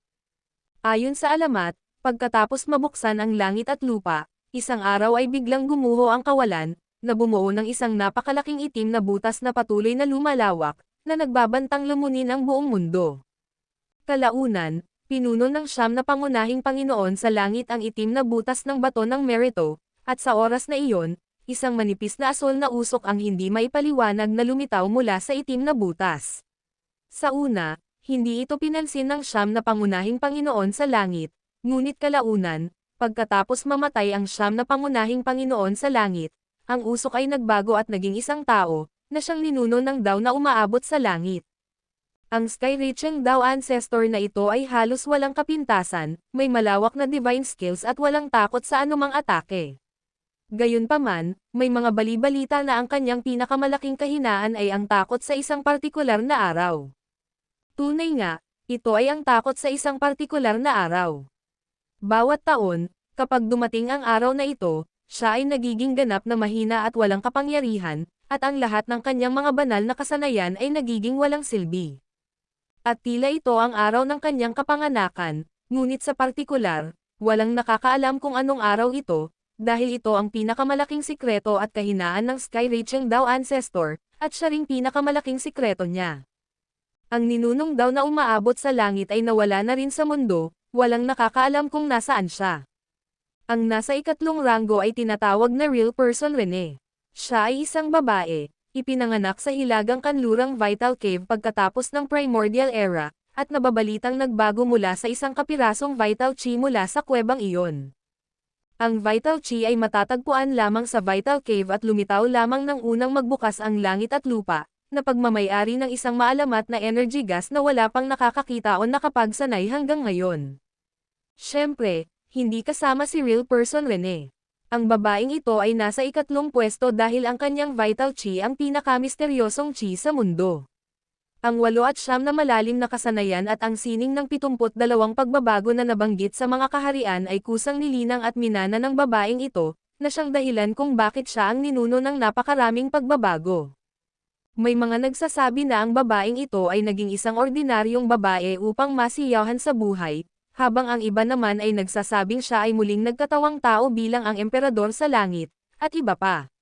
Sa madaling salita, si Rene ay isang tunay na tao na napaka-misteryoso, na may pinakamaraming alamat tungkol sa kanya. Pero ang pinakakinatatakutan niya ay ang mga aso. Oo, nakatala lang sa booklet na takot siya sa mga aso, nang hindi tinukoy kung aling aso o anong uri ng aso, kundi natakot lang siya sa mga aso. Pang-apat na pwesto ang Harry ng 8 direksyon.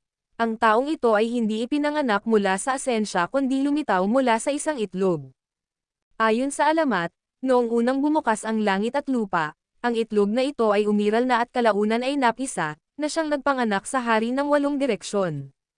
Siya lamang ang lumikha ng sining ng Tai Chi, 8 trigram, sining ng 8 bituin, sining ng buhay at kamatayan ng 8 pintuan, at marami pang ibang mystical na sining at banal na kasanayan gamit ang salitang 8 direksyon, kaya tinawag siyang hari ng 8 direksyon. Ang taong ito ay mahusay sa mga kalkulasyon at hula, alam ang mga lihim ng langit at heograpiya ng lupa, hinuhulaan ang mga nakaraang buhay at hinaharap, hinuhulaan ang mga kapalaran at kasawian mula bukang liwayway hanggang takip silim. Tungkol sa mga makamundong bagay, wala siyang hindi alam. Walang kapintasan ang taong ito, bagamat hindi siya kasing lakas ng unang 3 ninunong daw at maaaring hindi niya matalo ang ika-5 ranggo na si Ben Berry. Gayunpaman, kaya niyang manghula, palaging kinakalkula ang mga krisis at pangyayari ng maaga, kaya hanggang sa ngayon, wala pang nananakit sa kanya, dahil nakikita niya ang mga bagay-bagay sa pamamagitan ng banal na pananaw. Hindi na kailangan ng karagdagang paliwanag ang ika-5 ranggo na si Ben Berry. Ang nasa ika-6 na ranggo, si Master Timothy, ay siya ring master ng Primordial Residence. Nakita ito ni Yusuf at agad na nabuhayan ng loob. Si Master Timothy ay binago mula sa isang hibla ng Chaos Chi, na tinatawag ang kanyang sarili na Primordial. Mahusay din sa divine skills, kaya niyang kontrolin ang pinaka-primitive na Chaos Chi, na may taglay na napakalaking lakas, at bihasa sa 8 at 9 profound skills. Ang kanyang pinakamalakas na kasanayan ay ang Art of the Origin, na naunawaan at sinanay niya mismo. Ang kanyang birtod, ordinaryong anyo, walang interes sa mga makamundong bagay. Ang kanyang kapintasan, takot, sa asawa. Oo, ang kapintasan ay ang pagkatakot sa asawang babae. Ang pagkatakot sa asawang babae ay nangangahulugang pagkatakot sa asawa, at nakakagulat na inilarawan ni Myla Bell ang kanyang asawa sa ganitong paraan. Gayunpaman, maingat na nag-isip si Yusuf at nakaramdam ng ginhawa, marahil ito ay biro ni Myla Bell. Marahil ay talagang kinatatakutan siya ni Master Timothy, ngunit ang pagsulat nito sa booklet ay malinaw na pabiro lamang.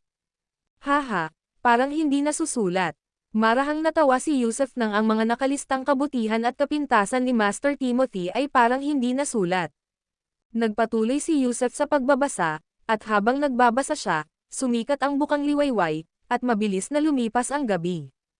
Isinara niya ang booklet habang tumatayo, at 12 ng mga katulong ang nagsimulang magdala ng mainit na tubig, at maging mga bagong damit, pagkain, at iba pang mga pagkain na parang nag-aalaga sa isang emperador. Hindi siya nahihiya at naligo, kumain, pagkatapos ay dinala si Big Black sa Primeval Grand Hall. Ngayon, ang Primeval Grand Hall ay tila mas masigla kaysa kahapon, marangyang pinalamutian. Isang manipis na patong ng Chaos Fog ang lumutang sa sahig ng bulwagan, na parang nakatapak sa mga ulap pagpasok. Mainit na lumapit si Myla Bell, tinatawag siyang daw brother sa bawat paghinga. Kung ikukumpara kahapon, ang kanyang kasuotan ngayon ay mas kaaya-aya, isang seremonyal na pagsalubong.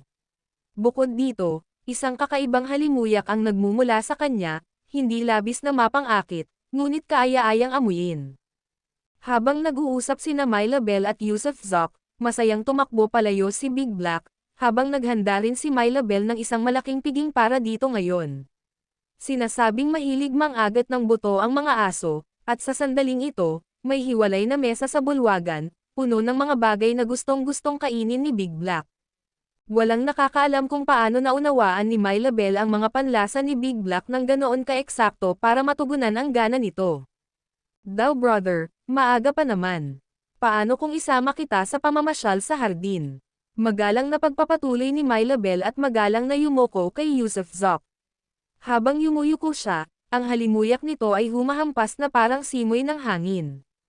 Hindi alintana ni Yusuf, normal lang sa isang babae ang mahilig sa mabangong amoy. Magandang araw ngayon, ang pag-i-spray ng mga pabangong bulaklak ay maituturing na paggalang sa mga bisita. Sige, kung ganoon ay aabalahin ko na po kayo, ginang. Tumanggaw si Yusuf Zok at sinabing.